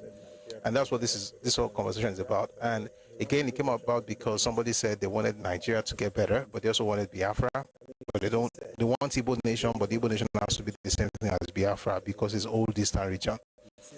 And it should be said, there is no Eastern region in Nigeria. It ceased to exist in 1967. And people should calm down with that. And I think this might actually be the thing that will cause wahala, like another wahala in that particular part of the country. Because once you are done fighting yourselves in the southeast, you now have to do whatever you want to do to get Asari Dokubo to come and join Biafra by force because south is southeast. It doesn't make sense. And to those who say, but there's nothing like south in geography. Well, it's not geography class. It's geopolitical nomenclature. And Urukotoba Womodo Manjelenyodi, even in world politics, you have middle belt. There's no middle belt in geography. But there's middle belt. Middle East. There's no Middle East in geography, but there's Middle East in geopolitics.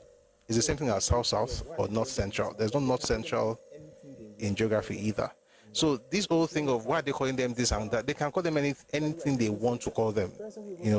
It's not about that. It's about, and by the way, I should even say this, the person who even suggested the name South, believe it or not, was an Igbo man. Sonny Abacha organized a conference, and Dr. Alex Ekweme was there. Sonny Abacha organized a conference, and Dr. Alex Ekweme was there, and he was the one who proposed 6 geopolitical zones for Nigeria.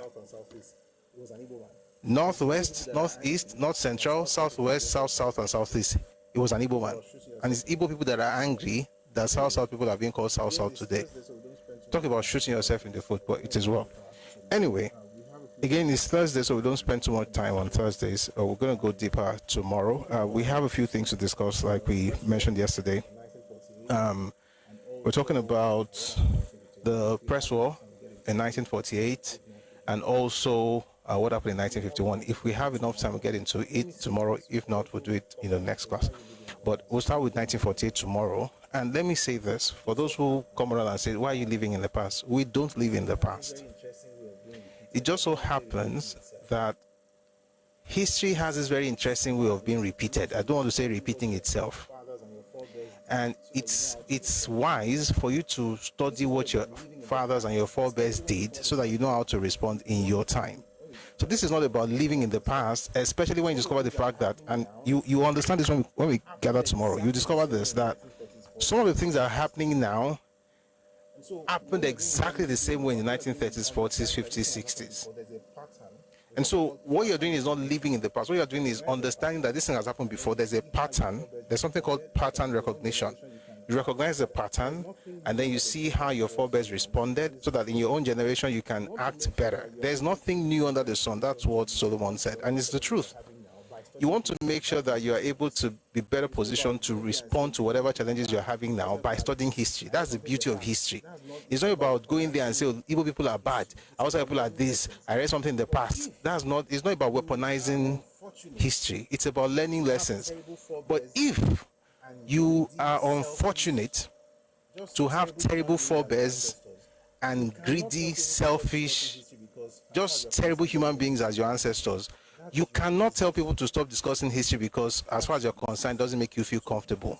That's your business. That's your business. So it's not about, oh, don't talk about it, don't live in the past because it doesn't make you feel comfortable. Nobody cares about your comfort as far as truth is concerned. And for those who are always saying, why you always shout, you're hating on people, truth sounds like hate to those who were born and bred on propaganda. So this is not about hate, it's about the truth, and as much as possible try to share it respectfully, but it's got to be shared. People have got to know so that we conduct ourselves the proper way in Nigeria and in life generally. But thank you very much for being here. I want to read some comments, by the way, before we go, even though we can't bring anybody. I don't see anybody trying to come up, that's the issue, but I can read some of the comments here. Mark Tuition, you say you've been waiting to come up. Oh, really? Okay, I'm going to bring you up then. I'll have to find a way to ensure that everybody can hear you. Oh boy. Don't speak here, just give me a second. I think this is going to be the issue for Twitter, guys. If it was the video stuff, they'll be able to hear. Just give me a second, let me rearrange this thing so that they can hear you as well.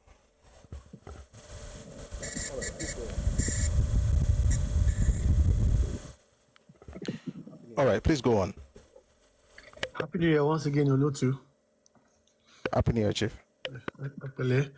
Thank you for the fascinating analysis with the gentleman in December. I think it was a good one. It brought out a number of things that we had done before, but the point is that a lot of people don't know our history. And I think the construct called Nigeria, the ethnic nationalities in those places precede the Nigerian state. They have their history, they have their heritage, they have their land. Unfortunately, like you mentioned in that video, the Igbo agenda of unifying Nigeria, which the Europeans themselves didn't have the mind to do. They went ahead to commit a calamitous crime. And that's what we're all dealing with today. I think it is important that we tell this history so that particularly to our political elite, because I don't think a number of our political elite know this history very well. Because if they do, they will not be promoting some of the constitutional amendments they are making right now. And one of them was the one that the Asagba of Asaba recently spoke against, that is not interested in what they are proposing. So these issues are very fiery to these ethnic nationalities because it is their heritage, it is their land. The Nigerian political elite should be encouraged to reverse what Inrosi did 60 plus years ago. And people should govern their spaces and their lands so that this tension will die down. It is the same thing we have seen with the recent movement by the Fulanis going up and down Nigeria, going to people's farms in the name of one Nigeria. It is wrong. It is evil. On top of that, those people who own those lands, they lose their lives in the name of one Nigeria. So one Nigeria is an artificial construct that we need to have a look at by the constitutional powers within the Nigerian state and the political elite and all the various stakeholders, so that people can go back and manage their spaces and govern those spaces. Just like they've done in the UK. You've got England, you've got Scotland, you've got Welsh, and everybody's living within their nation and thriving within a construct called the United Kingdom. I also think a lot of our young people in this day and age are very naive and ignorant of this history. So it behooves that we populate the various social media spaces so that our young people can be educated about the history and begin to think properly about owning their lands. Because as recent as last year or 2 years ago, a lot of people who are not from Southwest Nigeria are shouting that Lagos State is no man's land. How can you be saying Lagos State is no man's land when you are hosted there as a guest? And this is still the same, this same principle and mindset that we own places that doesn't belong to us. We need to encourage various stakeholders to review these things and take appropriate steps so that this can die down and Nigeria can truly be a country filled with different nations that can thrive side by side. I rest my submission. All right. Thank you very much for that submission. All right. Thank you very much for that submission, math tuition. Akibulan says, is there any country that isn't artificially constructed? So let me tell you something, and I think I should say this because by the way, it's a valid question. So there's something about how countries are, quote unquote, using your phrase or your word, constructed. No country works when it is constructed like African countries. There's nowhere else in the world. But you have, even in Asia, like in Indonesia where they colonize and everything, it wasn't like this, and I'll explain. There's no country that God created in that sense, but usually happens organically. And in most cases, it happens through war and colonization. And it happens in such a way where there is a powerful entity that maybe conquers another group and takes over that group or gets that group to assimilate into their culture, and then they begin to grow like that. Now, I'm a Yoruba person, that's our experience. We did it in other parts of Africa where you go to places and you dominate them. Now, of course, over time you fight, they might get, gain their independence eventually. But the point is, that's how nations form. That's one. The other way, the organic way, is where, like Yoruba people, they can move from one place and spread. And so they have a source, but now they have towns in different places, but they are all a people. They have one common source. Nigeria doesn't fit into any of those two. And not just Nigeria, just about every African country doesn't fit into either of those categories. What you see is a colonialist coming into town, looking at people of different ethnicities, different cultures, different mindsets, different value systems, band them together, right, for his own good, not for the good of the people, bands them together. And by the way, let me just finish that thought. He binds everybody together, he lords over them, he controls them, and when it's time to, quote unquote, give them independence, he doesn't get them back to what they were before he binds them together. He leaves them the way he put them together, and then he says, why are you guys not working? Why are you guys not doing it the way you should do? The truth is that they were never meant to be together because they are many different people. Like Nigeria now, we are so different. There's nothing that unites Nigerians in terms of our value systems. Our value systems are, that's why when people come on social media and say things like Yoruba and Igbo, by the way, this Yoruba and Igbo nonsense that people are always doing, we are not twins. We are not siblings. We are not on the same level evolution as far as cultural evolution is concerned. It's a disgrace. It's disrespect to Yoruba people to be using this nonsense. There's nothing in our cultures, right, that shows that our evolutionary trajectory has been the same. We think differently. Of course, you will see some things that are, you can see things like, oh, I see something here, I see there. That's because dysfunction has become the norm. 1 second. I need to adjust. You were put together by people who don't understand. I mean, by the way, 1 second. I need to adjust myself, because what I want to say, I think, is quite important. You see, people say things like, oh, Africa, Oyinbo came to Africa, and then they divided Africa. Well, they did two things. And this started at the Berlin Conference. It was both division and uniting. They divided ethnicities and then united them, quote unquote, with other ethnicities. For instance, the Yoruba people were divided into different countries. They sat down in Berlin and then came out with their knives and pencils and went on the map and then cut Yoruba people into Nigeria, into Benin Republic, and into Togo. Those are my brothers. They are more my brother than other ethnicities in Nigeria. And the reason is because we have the same value system. Nigeria has no value system. We can say, people can say things and say, oh, are you not talking about unity? You have to understand what's really happening. It's like talking about the Singaporean. 1 second. And oh dear. Can you see? 1 second. I want to make sure that people on X are listening. I think it went off a bit. Is that talking about Singapore? Singapore is out of China. Sorry guys. Hey, yeah. Sorry. I think I caught people off on X. Oh dear. Just give me a second, please. Let me try and bring it back. But I know where I am. I'm at Singapore, Abi. We shall fly to Singapore in a second.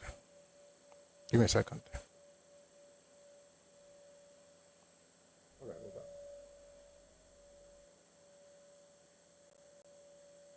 All right, we're back. Singapore is far away from China. Yes. Okay, I apologize to folks on Twitter. Singapore is far away from China. Yet, if you've studied Lee Kuan Yew, and for those who know me, after Awolowo, to me, Lee Kuan Yew is the next person. If you study Lee Kuan Yew, you will see that, and he talked about it a lot, that he still operated using the Chinese philosophy, even though he's in Singapore. And it's not even himself or his father who left China. I think it was his grandfather or great-grandfather who left China and moved to Singapore. But he still has that Chinese mindset, Chinese worldview. Because that's his cultural identity. That's his value system.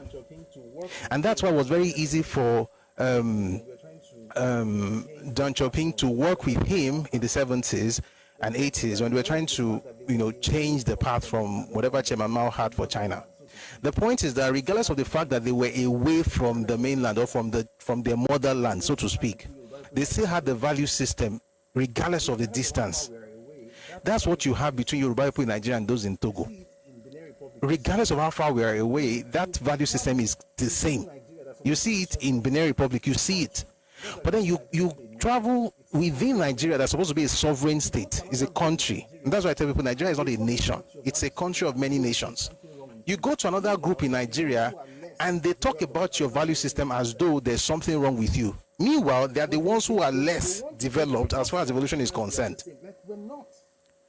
But they want to tell you that because we are Nigerians, we are the same. Like, we're not. This is how I am. That's how you are. And you have to now prove to them that, guy, this is how I am, that's how you are, and there is don't bother trying to form one nation. That's why when people say things like God and one nation under God that America says, you can't say it in Nigeria. Because number one, there's no common identity. You can't say it in Nigeria.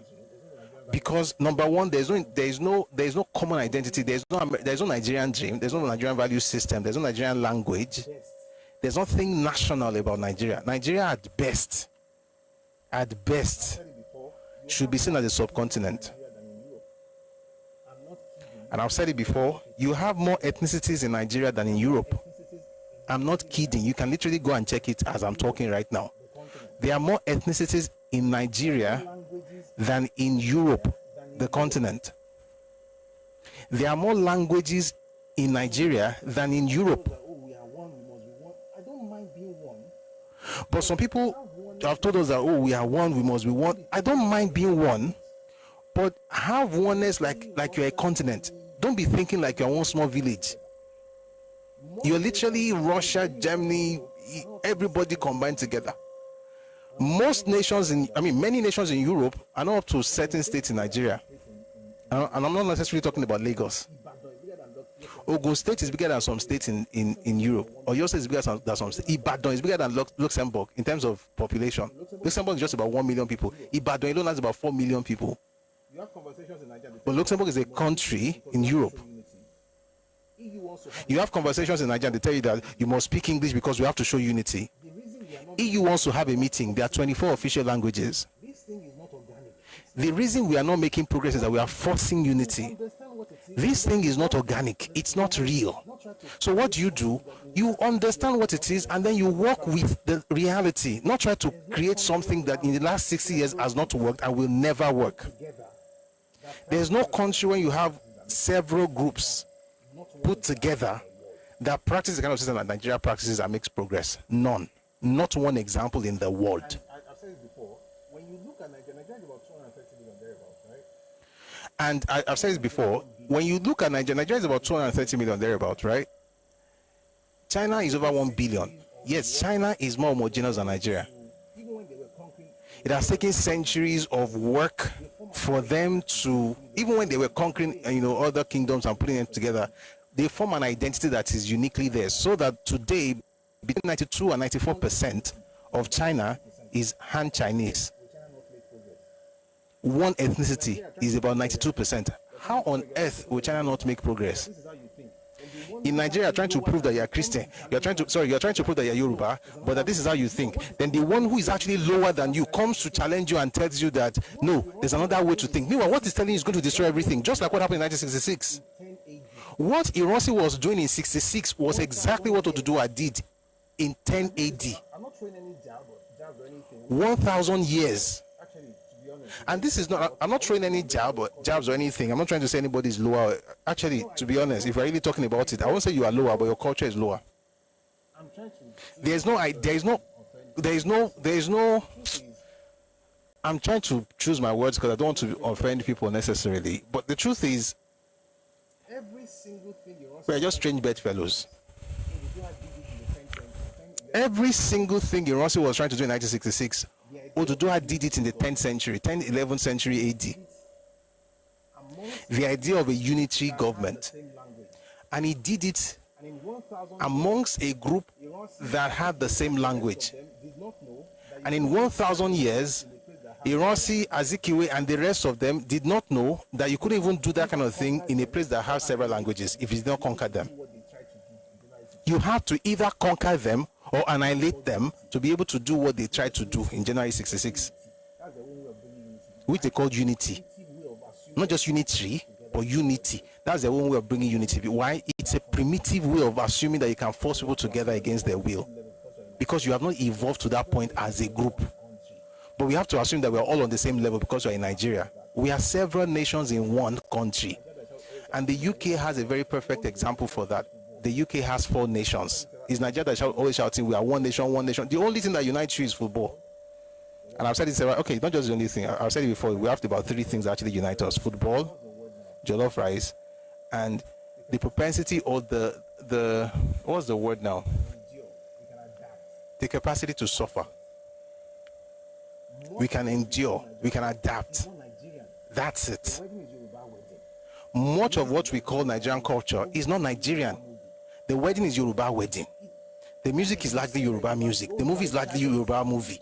And then when you say that it's Yoruba music, oh, you are a tribalist. Are you dumb?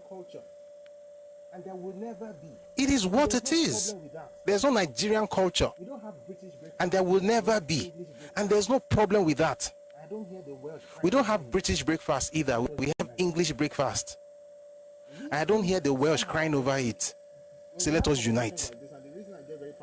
We think somehow, I think when we have conversations like this, and the reason I get very passionate about this is that it makes me feel as though blacks are inferior to white, even though I don't believe it. We talk as though what we got was given from God, or our forebears, fought for it. Nobody fought for this. We're going to have a dream. We're going to have You got it. You got the dream. Oh, we're going to have a dream. We're going to have one Nigeria. Nobody believes that nonsense. 1 second though. Unless, and I'll tell you, the only group that can I'm not using Try this thing again, talk. 1 second though. the only group that believes I'm not using the normal place, so it's this thing. Yeah. The only group that believes that thing is a group that needs Nigeria to succeed or to survive. needs Nigeria to survive.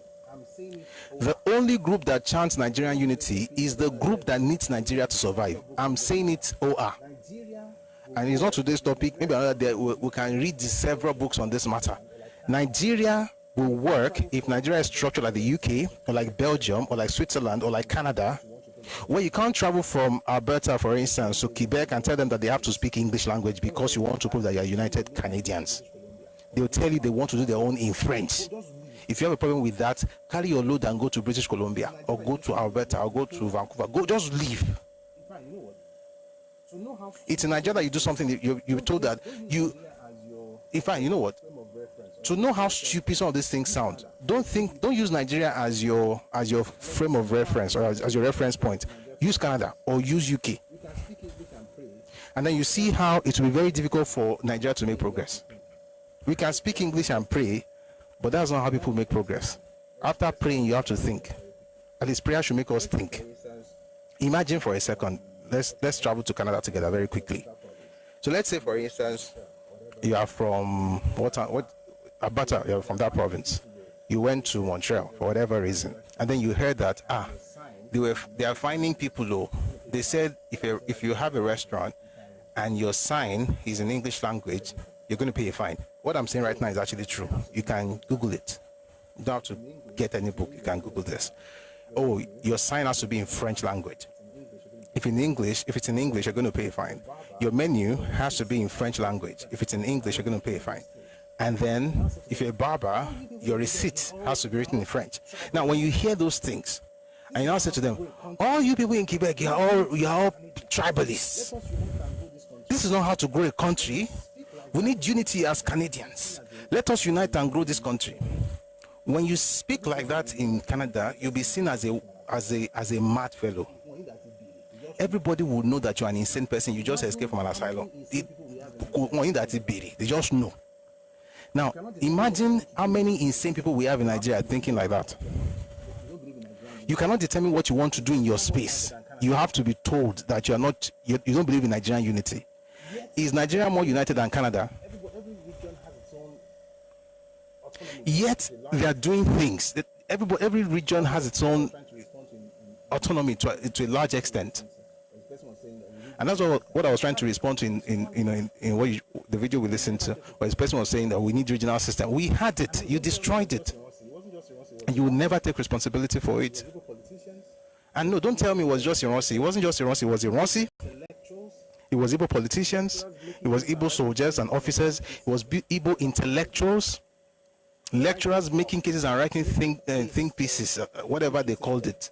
and the people We're writing stuff to make a case for unitary system. And the Igbo people took advantage of it by traveling to different parts of Nigeria to take ownership of, or to take advantage of what the unitary system had given to them, starting in January of '66. run a country. We should have a regional system.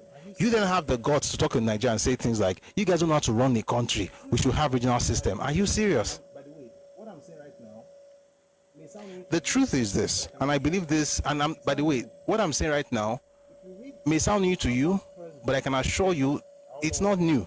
wrote the book in 45. If you read Papa's first book ever, Awolowo, he wrote the book in 45, they published it in 47. The book is called Path to Nigerian Freedom. Find the quote that Nigeria is He was talking about the fact that we are several nations, and that's why he said, it's in that book that you find the quote that Nigeria is merely geographic expression. a country. We have I don't think we're just a geographic expression in 2025, because that was 47. Now we're a country. We're a political entity, and that's all there is to it. and we have to be comfortable. But we don't have a national identity, and we don't need it. If everybody in the world, And we have to be comfortable with that fact. you cannot be in Like, if everybody in the world is doing stuff and they are growing, you cannot be in a country and we say we have universities, we have degrees, we've gone to school, we speak English, and for 60 years the only thing we are shouting about is how to have unity. It doesn't make sense. unity the same way we do.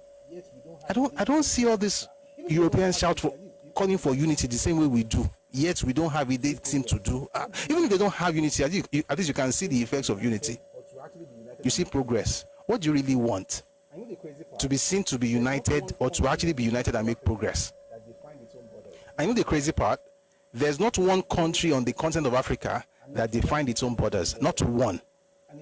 54 nations on this continent, and not one determined its own borders. And it's the people living within those borders that are fighting for the borders to remain the way it is, and the structure to be exactly the way it is. And they are, and they will do all that nonsense and then say, "Oh, look at these British people, the imperialists, they are doing this to us." What you are doing to yourself is worse than what Oyinbo is doing to you in 2025. You're shouting unity, unity, unity. We have a structural problem on the continent, and I think Nigeria should start fixing it.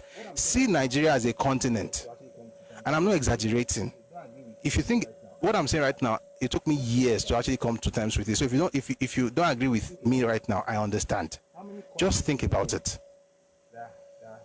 Think about it. How many countries do you know that have more than one language as their official language, and they run their country like Nigeria? They speak more than one language in that country, and they run their country like Nigeria. You speak Yoruba, some clowns from some forbidden forest will tell you that you are tribalist. And then you go to Wales, for instance, and you hear people say things like they don't want to speak English because they're trying to get their language back. The same thing in Scotland. The Irish are so into Gaelic now. I mean, there are schools now, the only language they use there is the local indigenous language, not English. It's not an African thing. It's not a tribalistic thing. It's a human thing. It's an identity question. It's not a question of tribalism. It's a question of identity. And it's not about black. Any same person will do that. You have to either be a person coming from a very primitive place, or you are very conscious of your lack, for you to continually tell people we've got to be one, because you know you cannot live without them, but you cannot say it because of your pride. We can make progress as a nation, but not with this structure. One of the things I always said back in the day is that Nigeria should be divided along ethno-linguistic lines. Someone will say, "What do you mean? What does that mean?" What you see in the UK, that's what it means. Scotland is like a region. Although if you Google now how many nations are in the UK, you see 4. The other day I put it on Twitter, and the funny thing is that the loudest people on Twitter are the most stupid human beings on Twitter. "Oh, you don't know what you're talking about. You think you don't understand English language." I'm like, Jesus, why don't you just use your dictionary to your law? There are 4 nations, 4 national identities, and they all make up the United Kingdom. And but you can't go to Scotland and say they have to eat English breakfast because they are all in the UK.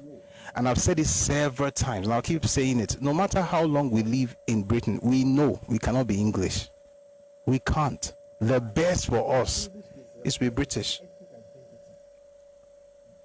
Why? Because English is an ethnic identity. Being British is a national or a country-wide identity, so to speak. And that's why you discover that when you are in places where the English people are gathered, as you see them hoist the Union flag, they also hold on to the English flag, the white and red, the red cross on white. You see them hold it. It's in Nigeria that I hear people say things like, "Why should your people have an anthem?" I'm like, don't you have one? And I thought I was living with a human being all this while. Why should you have an anthem? That's not unity. Like, what do you mean?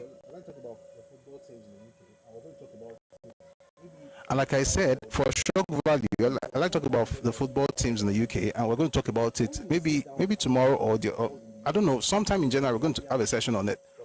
When you sit down and just look at football in the UK, it tells you exactly how countries should be structured. You don't have the British Premier League. You have the English Premier League. Now substitute Britain for Nigeria. When you come to Nigeria, what do you see? Nigerian Premier League. If you hear there's a Hausa Premier League, you'll be the one to be saying they are tribalists. English Premier League does not work in Scotland, although they are all in the UK. But English Premier League is the most popular football tournament, so to speak, I mean, if not the most, maybe one of the the most popular in the world. We talk about EPL. EPL is for English people. Not for the sovereign entity called Britain. Not for British, not for the nation. Not for the sovereign entity called Britain. Why can't we do that? Are they smarter than us? I always need to one. And like I said Scotland have their own league. I always need to one. And like I said it, and I know I've said it 1,000 times, but I'll still say it like 1 billion more times. When you go to football, when you go to World Cup, you will never ever see the British team play in World Cup. You don't see any British team in the World Cup. Have you ever seen anybody in the comment section? Have you ever seen a British team? You don't see any British team in the World Cup. Have you ever seen a British team? Anybody in the comment section? Have you ever seen a British team play in the World Cup?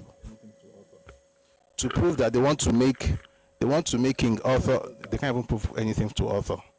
Those will be English people. But you see an English team. Nobody does that. You see a Welsh team. You won't see a British team, but you see an English team. You see a Welsh team. You see a Scottish team. If I choose to have a Yoruba team go to the World Cup, some of you will call me a tribalist. Does that mean you are inferior to folks in England, in the UK? Are you inferior? Are we inferior? And that's why I used to answer people on Twitter. I think I've actually reduced it now. I even want to stop. When people have conversations, you can ask questions. You can disagree. Everything I'm saying right now, sincerely, you can disagree. You don't have to agree.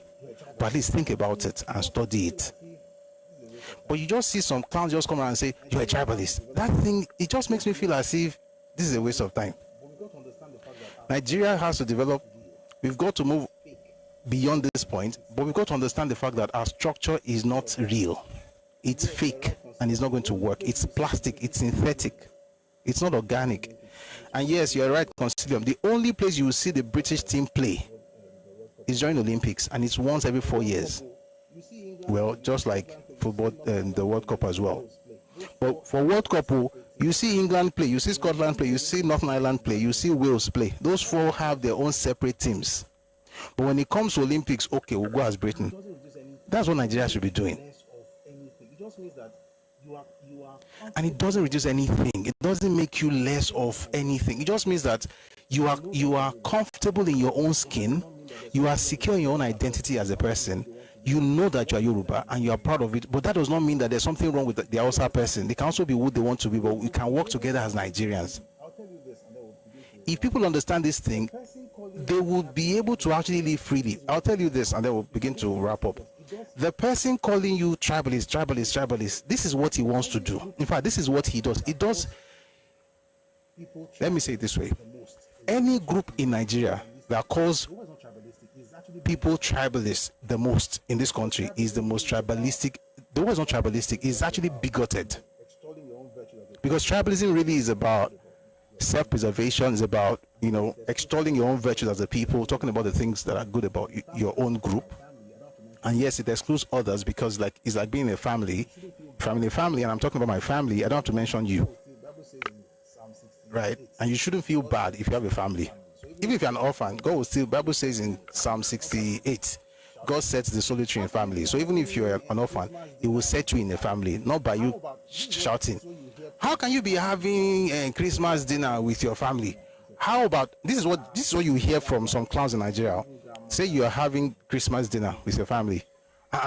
Husband, wife, children, maybe even grandmother and, the whole bunch. Extended family say, how can you just be having this? How about all those children in the street? Go and take care of them. You go and take care of them. But they have to find a way to reduce what you are doing because they don't have a family to go back to. So they have to remind you, how about those children on the street? Not knowing that maybe you even take care of the children more than them because they will never do it, but they're just being performative. They've never ever cared for anybody. Whenever you see anybody in Nigeria shout, you're a tribalist, they are bigots. Tribalism is about protecting what's yours. It's about self-preservation. Bigotry is irrational hatred of other people based on ethnicity or creed or race or whatever. And the person who says you're a tribalist, you hate me, is the one who hates you. And I've said it several times. Everybody that talks like that everything you are hearing is not just accusation, it's actually confession. Every accusation is a confession. He's telling you who he is. All of that to say this. I believe that Nigeria can make progress. I believe that Nigeria can work. But I would say that first we have to begin to change our mindset about what it actually means to be a nation. We don't have a nation. We have a country of many nations. And those nations should be able to understand what it means to be themselves. And if they're not big enough, by big I don't mean number, I'm talking about mindset. If they're not big enough to talk about who they are, and they would rather shout Biafra, Biafra. And I'm talking specifically about Igbo because nobody has given me more problems on conversations about Nigeria than Igbo people, sincerely. And it's because sincerely it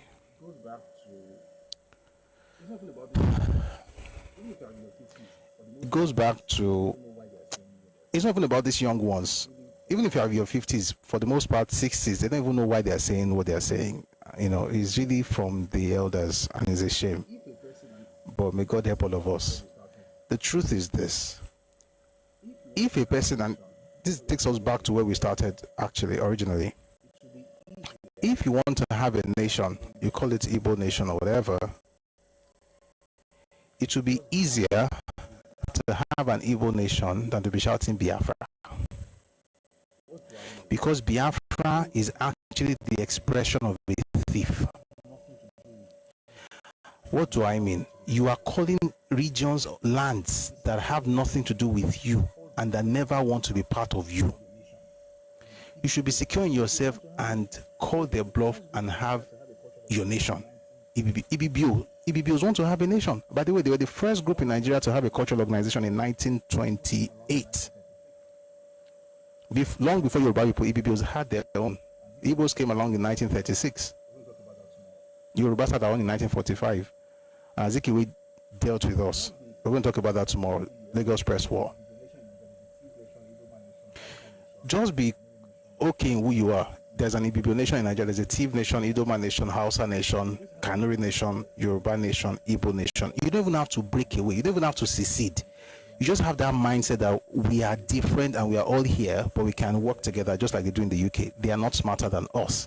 But we have a group of so-called intellectuals. Are they intellectuals? Let's just say they are. After all, everybody reads books. Who are more selfish and who have, for some weird reason, let me put it this way, I think for the most part we are ignorant. I don't want to assume people are selfish. I think most of us are ignorant. And I've been there, and that's something I don't know, by the way. There are many things you can teach me as well. But on this matter, on this particular matter, wallahi tallahi, sumabillahi wasilawa, this is the way. This is the way. Any other way, we just have people angry with each other, cursing each other out, and shouting unity for another 50 years. I don't want to live like that. We're still going to be around for the next 50 years by the grace of God. I want to have a Singapore in this country. When did Singapore, when did it start? 1965. Let's have that experience too now. Let's give our children something better. Can't continue like this. Thank you very much for listening to that long. Okay, I think it was math tuition submission that got me into all of this. But someone says, Olotu, they cannot accept that because it will be limiting themselves. Well, the truth is, with the all restructuring happening right now, it wouldn't matter what people like or not like. They'll have to fall in line. Because you can't continue like, you can't maintain this status quo. And I don't know about you, but don't you get frustrated sometimes? Like and you have kids who are growing up. Are you going to give them this kind of country? I don't know how I'm going to even really actualize some of these things, to be honest. But it's just something that aches your heart. Like, it gives you a heartache. You can't do this. Like, you cannot live in a country where everybody's dream is to jackpot. It's not right. Something in me just abhors that idea. But I hope I'm not the only one, because we have to be many. We have to constitute a critical mass to make any change in this country. This is not how to live. Anybody just raising money, 20 million, 30 million, or double. But the person will think about it like, security, kinikon, health, kinikon, I'll go to UK. But now you're seeing Jackpada movement. There's Jackpada going on now. I hope you've noticed. A lot of people are returning. Somebody has a question in the comment section. Please, because there's no place like home. Anyway, somebody has a question in the comment section. Please ask your question. And then I'll read while I'm reading folks on YouTube. We have to begin to wrap up now. Please write your question. I'll just answer and then we can go. But thank you very much for being here. I'll read folks on YouTube. Someone says the leader of the coup.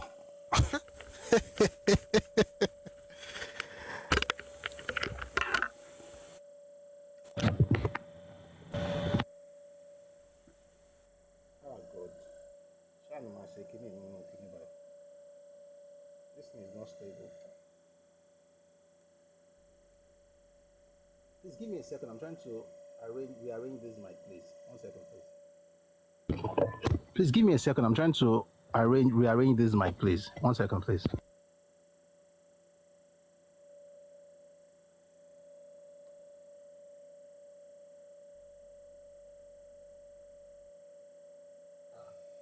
Hello, babe. Connect. This is weird.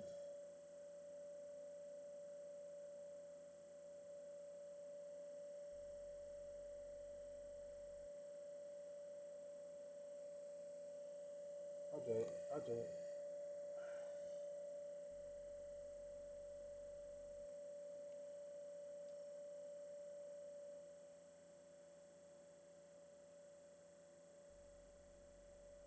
Hello? Sorry, I think there's something wrong with the mic, but I'm just going to use this headset. Hello? Sorry, I think there's something wrong with the mic, but I'm just going to use this headset and try and finish off. Okay. The funny thing, I was laughing. I read something on YouTube that got me laughing, and somehow I think I've tripped on the wire or something. Please, can you hear me in the comment section, please? Please, can you hear me? Can you hear me? This is actually not cool. I wish it could work. Please, can you hear me? Okay, is it clear, please? Show clear. It might be no. Oh, clear. Okay, great. Okay, great. Let's use it like that. I'll fix this stuff later on. All right. So the person on YouTube, I mean, this person has to be a comedian. And by the way, you've got to be paid for this comedy because it's comedy, but it's insanity. But I can only laugh because it makes absolutely no sense. But let me read to you what this clown said. Okay, yeah, here. It says the leader of the coup was Ademoyega a Yoruba. Of course, the person has to be Igbo. I mean, who else would type this kind of nonsense? No, you're wrong, but I don't want to talk about it today. Any sane human being who has read more than the propaganda materials from the Southeast would know who planned the coup or who was the leader of the coup. Was Ademoyega one of the planners of the coup? Of course it was. And that's the thing about me, I'm Yoruba, so I can acknowledge if one of my own messes up, I will say it did. But I wouldn't. I'm trying not to insult people, Sha. Because there's some people that once they know that someone from their side did something wrong, they'll just say that, oh, it's not our fault, though, it's not our fault, it's somebody else. It has to be somebody else. There's an inability to actually take responsibility, and that accounts for ESN and whatever you're going through. But I don't want to talk about, but just in case you don't know, you're hearing for the first time, the coup was planned specifically by 7 officers. 6 of them were Igbo, 1 was Yoruba. Of the 7, 6 were majors, 5 majors were Igbo majors, 1 was a Yoruba major, and then there was a captain, Oji, who was also Igbo. Every other name you will hear in the coup were people that were brought in. Some were brought in days before, people like Onwobosi, people like Onwotegu. Most of them were Igbo as well anyway. Onwobosi was the one who killed Akintola in Ibadan. Onwotegu was the one who went to Ralph Shodende's house, killed Ralph Shodende and then shot his wife. One of these, I think you should, the evil your fathers did, the guts you guys have is just amazing. Nigerians, we forgive. But it's not like we don't know what happened. You can't have the kind of history you have as a people and you be insulting everybody and lying and saying that it's Ademoyega, but I'm not talking about that today. Let's just go on. Good evening, Ẹkáàbọ. It says we should follow the UK model. This is the next best thing to fully independent nations. I agree with you, sir. Isaac Ochiba has to be you. Tribalism is a strong loyalty to one's own tribe, ethnic group, religion, or social group, often at the expense of others. It shows up when people favor their own people unfairly or exclude, whatever you write. Which is exactly what you find in Abia State. It's what you find in Ebonyi. That's why anybody in Anambra, I mean, what you are, see, the tribalism you're even saying for Yoruba people, number one, Yoruba people, we're not a tribe. Yoruba cannot be tribalist towards others. It can't be tribalistic because we're a nation. What people call tribalism in Nigeria is what people call nationalism in the UK. Have you ever heard Scottish tribalism before? No. I'm answering because I know the answer. But if you want to counter me, please feel free to do so. I can also learn from you. But you wouldn't find the answer to be Scottish tribalism. You hear Scottish nationalism. They're preserving their space. They are favoring their own place. So, no, you can be a tribe. I mean, obvious stuff. But I'm Yoruba is a nation. And there's nothing wrong in favoring your own people. Everywhere in the world, that's what is done among same people. If you have a family, you favor your children more than you will favor someone on the streets. If you think that doesn't make you godly, then it means that you are an irresponsible father. If you leave your children and you're focusing on your neighbor's children, after a while, your children will grow up and curse you. As a responsible parent, your first duty is to your spouse and your kids, and then your family, other family members. Not to be taking care of neighbors because you want to prove that you are good. The boy is good. That boy is not good. That boy is a bad boy. So if you think that's tribalism, that's fine. It's just being smart, to be honest. All right, let's read the question and then we can go, please. Thank you very much. Oga, it says, I can't see the question. See, it says he has a question, but I can't see the question. Consider says there are questions in the comment section. I can't see the question. No. The only question I see is, okay, I've seen it. Actually, do you not think that our current problem as a country is engineered by incompetence and corruption? No, I don't think so. If you're telling me that we have a problem of incompetence and corruption, I agree, we do have a problem. If you are saying it's engineered by it, I don't think so. Unless, of course, we define the terms. And maybe our definitions could be different, so maybe that's an issue. But I'll say this. When people say it's engineered by incompetence, it wasn't engineered by incompetence, to be honest. It was engineered by competent, selfish people. They were competently selfish. It was intentional. The system is not broken, by the way.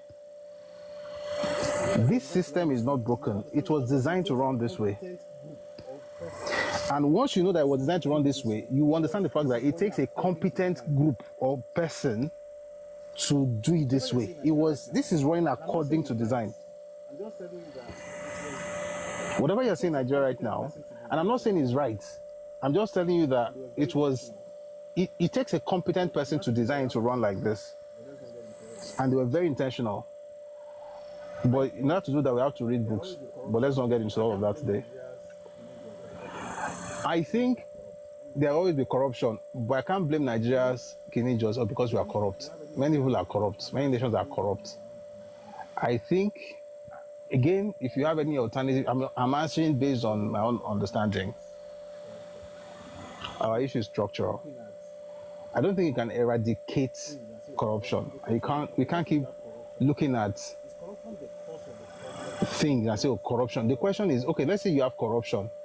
Is corruption the cause of the problem or the effect of the problem? It's an effect. I'll give an example. And this is what Lee Kuan Yew said when they were trying to, build the foundations of Singapore. He said that the politicians must be well paid. By the way, Singapore has some of the well-paid politicians in the world. Lee Kuan Yew said they have to be well paid in order to discourage discrimination. So they had to create a system that would ensure that corruption will be at the lowest level, of course, and then there'll also be punishment, if you're caught. But that is coming from a particular worldview. It's actually Confucian. in nature, in origin. Now, for us as Nigerians, we are concerned about the corruption. The question is that, do we have a system that two things, number one, discourage corruption, number two, what's the word now, punish the corrupt? I think it was designed to be this way, to be honest. And if I want to talk about how it was designed to, I mean, when it's time to talk about, I'm sure people in the comment section, you also come up and, you know, share your thoughts. And I want it to be a proper conversation, so it won't just be me. I would like to hear your thoughts on that as well. But I think that, I'm not saying once you change the structure, everything will be perfect. But I'm saying that once you create a structure, you cannot begin to build. You see, Nigeria, to me, is like a person who wants to create a sculpture, right? You want to create a sculpture, an image. And all you're doing is just, so there are two ways, I mean, depending on the kind of sculpture you're trying to do. If you're doing marble, you're going to have to carve it out of the rock. If you're doing this cement that you're doing right now, you have to create a skeleton and then you build around it. Nigeria is like a place where they want to do that cement sculpture, that kind of thing, but there is no skeleton, there's no structure that will hold up what you are putting on it. So when you put all the cement on it, the thing keeps falling. That's corruption. People keep stealing the cement. Everything falls, people come and take it and all of that. And you are bothered about the people that are taking it, but the question is that there's nothing to hold what you are throwing at it. Which is why I like what the president is doing, by the way. And I think he's one of the best presidents, if not the best in this fourth republic. Why? Is going after the structure. I'll say this and then we'll close. Right now, we have 6 geopolitical development zones, right? 6, north, west, north, central, northeast, southwest, south, south, southeast development commissions. That's a structural answer to Nigeria's problem. And we have to think like that if we're going to make anything happen in this country. The tax reform that we are seeing right now, nobody likes to pay taxes. I'm not saying I would love to pay the taxes. It's normal, you would rather keep the money. But Jesus said we should give to Caesar what Caesar's. So we'll pay taxes. But that's a structural thing. People that think structurally, for me, I think they're actually smarter. And I'll tell you why. Because it's harder to think that way. It's easier to build roads. It's easier to sink boreholes. You don't have to think very brightly to be able to sink boreholes in local governments. People are even doing less than that, like distributing wheelbarrows and cutlasses as empowerment programs, which is just ridiculous, but we're in Nigeria, you get the point.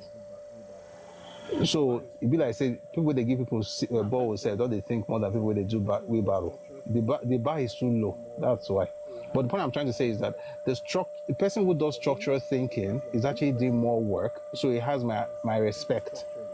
And for me, this president, he's thinking structurally, he's looking at things and saying, you know what, the way this thing is structured, you know, we've got to make it better. 2014, there was a national conference. It was at that confab that they suggested this development commission that Tinubu just did last year. But we don't appreciate it because we don't know, maybe we don't know what it means. And I think we should have conversations around that as well and educate ourselves. The point I'm trying to say, all my turanchi is just to say that there's corruption, but I don't think it's the root of the problem. I think it's an effect.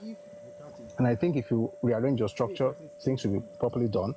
For instance, if you catch a thief, say a person steals money, and you catch that person, EFCC carries the person. In fact, let me tell you one funny story.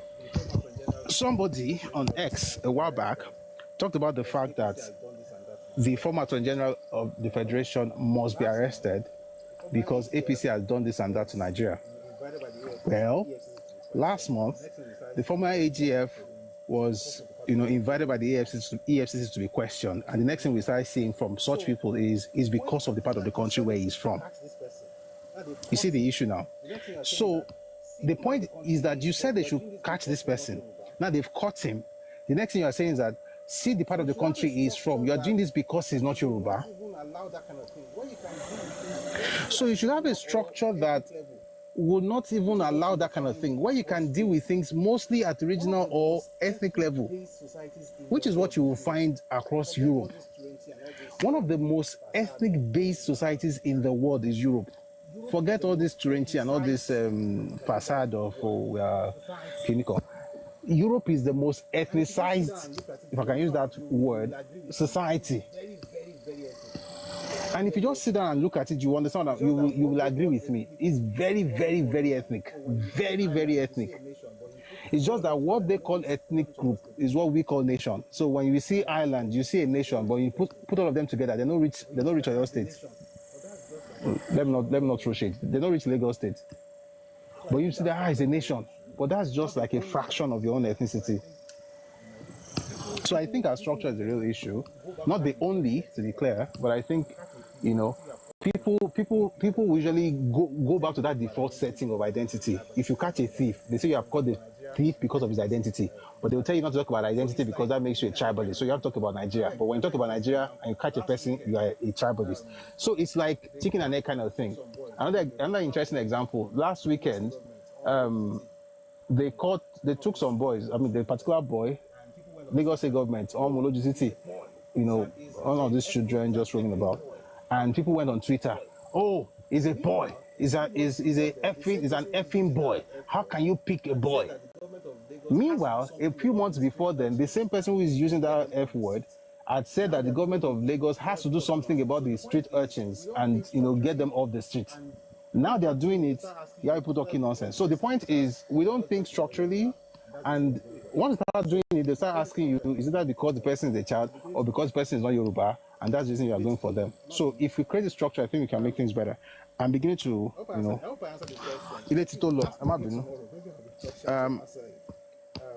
answered the question. Please ask me again tomorrow. Maybe I'll be fresher to answer it.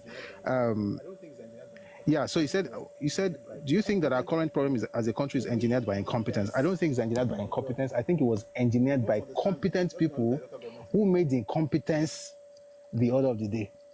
If you want to understand it, just go and look at the local government in the north. You get it. I think we're good. And Concilium says, is the north ready for the change? The way Tinubu is moving, he's not asking anybody again. No. He's not asking anybody again. No. And I think that's the only way that it can work. But if you ask me, I think most of these things should actually be done. Personally, if you ask me, most of the changes that Nigeria needs is actually in the hands of the National Assembly. And that's why I whenever I always shouting Tinubu. I get it, is the face of the government, is the president. But most of the structural killing that Nigeria requires, structural changes, now only National Assembly will do them. But the cool thing about it, by the way, is that the president works with the National Assembly this time around. So hopefully they will have great ideas for us. But we see the things they're doing already, and hope it gets better. If you want to criticize them, please criticize them. I'm not saying that they're the best. Let's have the anthems. My mic has this noise reduction stuff, but it's not on. So if you hear them, don't be wrong. You know, for Muslim. Is this Ayla? I hope it's not disturbing you, Sha. If it's not disturbing you, don't worry. It's okay, then. Maghrib. It sounds like Madrid, so I should remember. Maghrib. So 7 o'clock prayer is Maghrib. Why did they start at 6:45?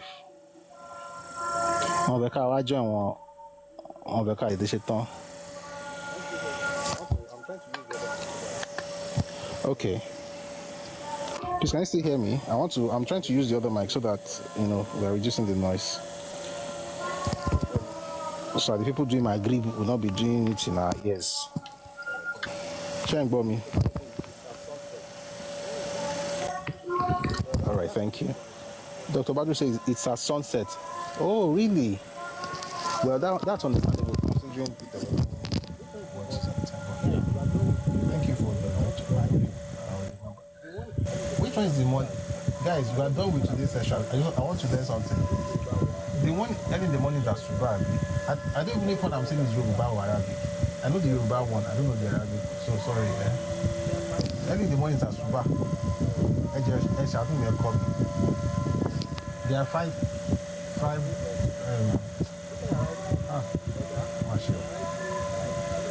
Fajr or this one you're writing, brother. You're writing Arabic. You're writing Yoruba. Me, I'm a Yoruba man. Asuba, I'm more super. It looks like Latin. I'm saying it in Yoruba, and because I grew up in Ibadan, and they used to call it Obeke Asuba. Every afternoon is please do me a favor, my teacher. As you're writing it in Arabic, write it in Yoruba.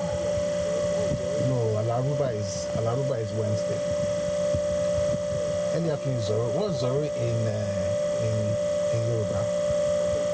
Don't worry, I'll come and consult you after class. But thank you. All right, thanks everyone for morning Rasuba also. Oh, okay.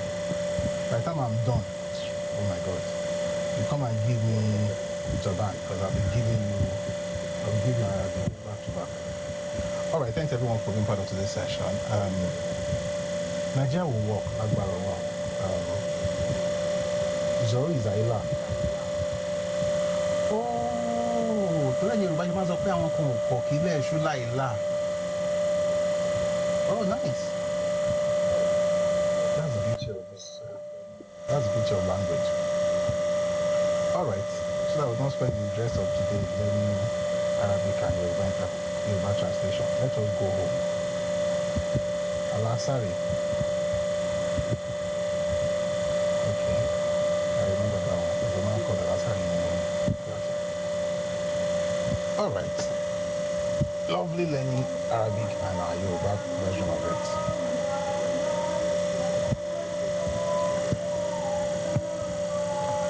To be honest, I like the Yoruba bit. I like the Yoruba way of saying these things because to make it stick.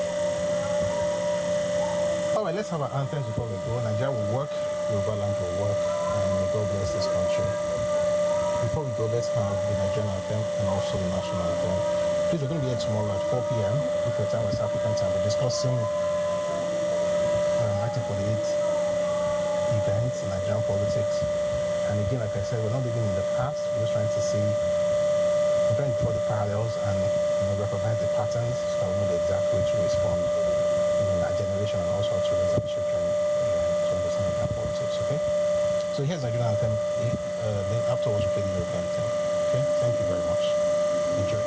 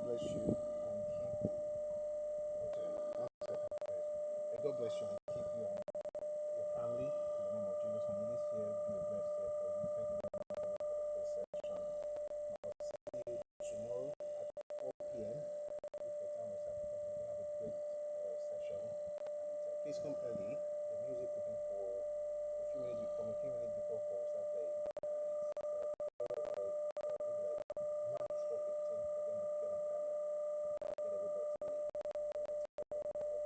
So please come early tomorrow, 4 p.m. before time. Do have a lovely evening. God bless and keep you. Cause His face to shine upon you. Precious to you. Thank you so much for being here. We tried to come up today, you couldn't come up because of time. I promise to bring you up tomorrow. I'd like to hear your thoughts. Apparently, we can't bring anybody up because of time. I usually just do 2 hours on Thursday, but it is well. Thank you very much. I'll see you tomorrow. Bye. Wow, I've been talking. Jesus is Lord. Wow. I've been talking. Jesus is Lord. I hope you heard me. Wow. I've been greeting everybody since. Jesus, I hope you heard me. Dear Lord. Sorry about that. So, thank you very much for being part of today's session. Ilẹ̀ Yorùbá ní bàjẹ́ o, Nigeria náà ní bàjẹ́. Ọlọ́run ràn wá lọ́wọ́ láti gbé ilẹ̀ Yorùbá lárugẹ. May God bless Nigeria. May God bless you. May God bless your family. And may God bless everything you lay hands upon in 2026. May this year yet. And may you accomplish great things throughout 2026. Okay? God bless you. Thank you very much for being here. I'll see you tomorrow at 4 p.m. If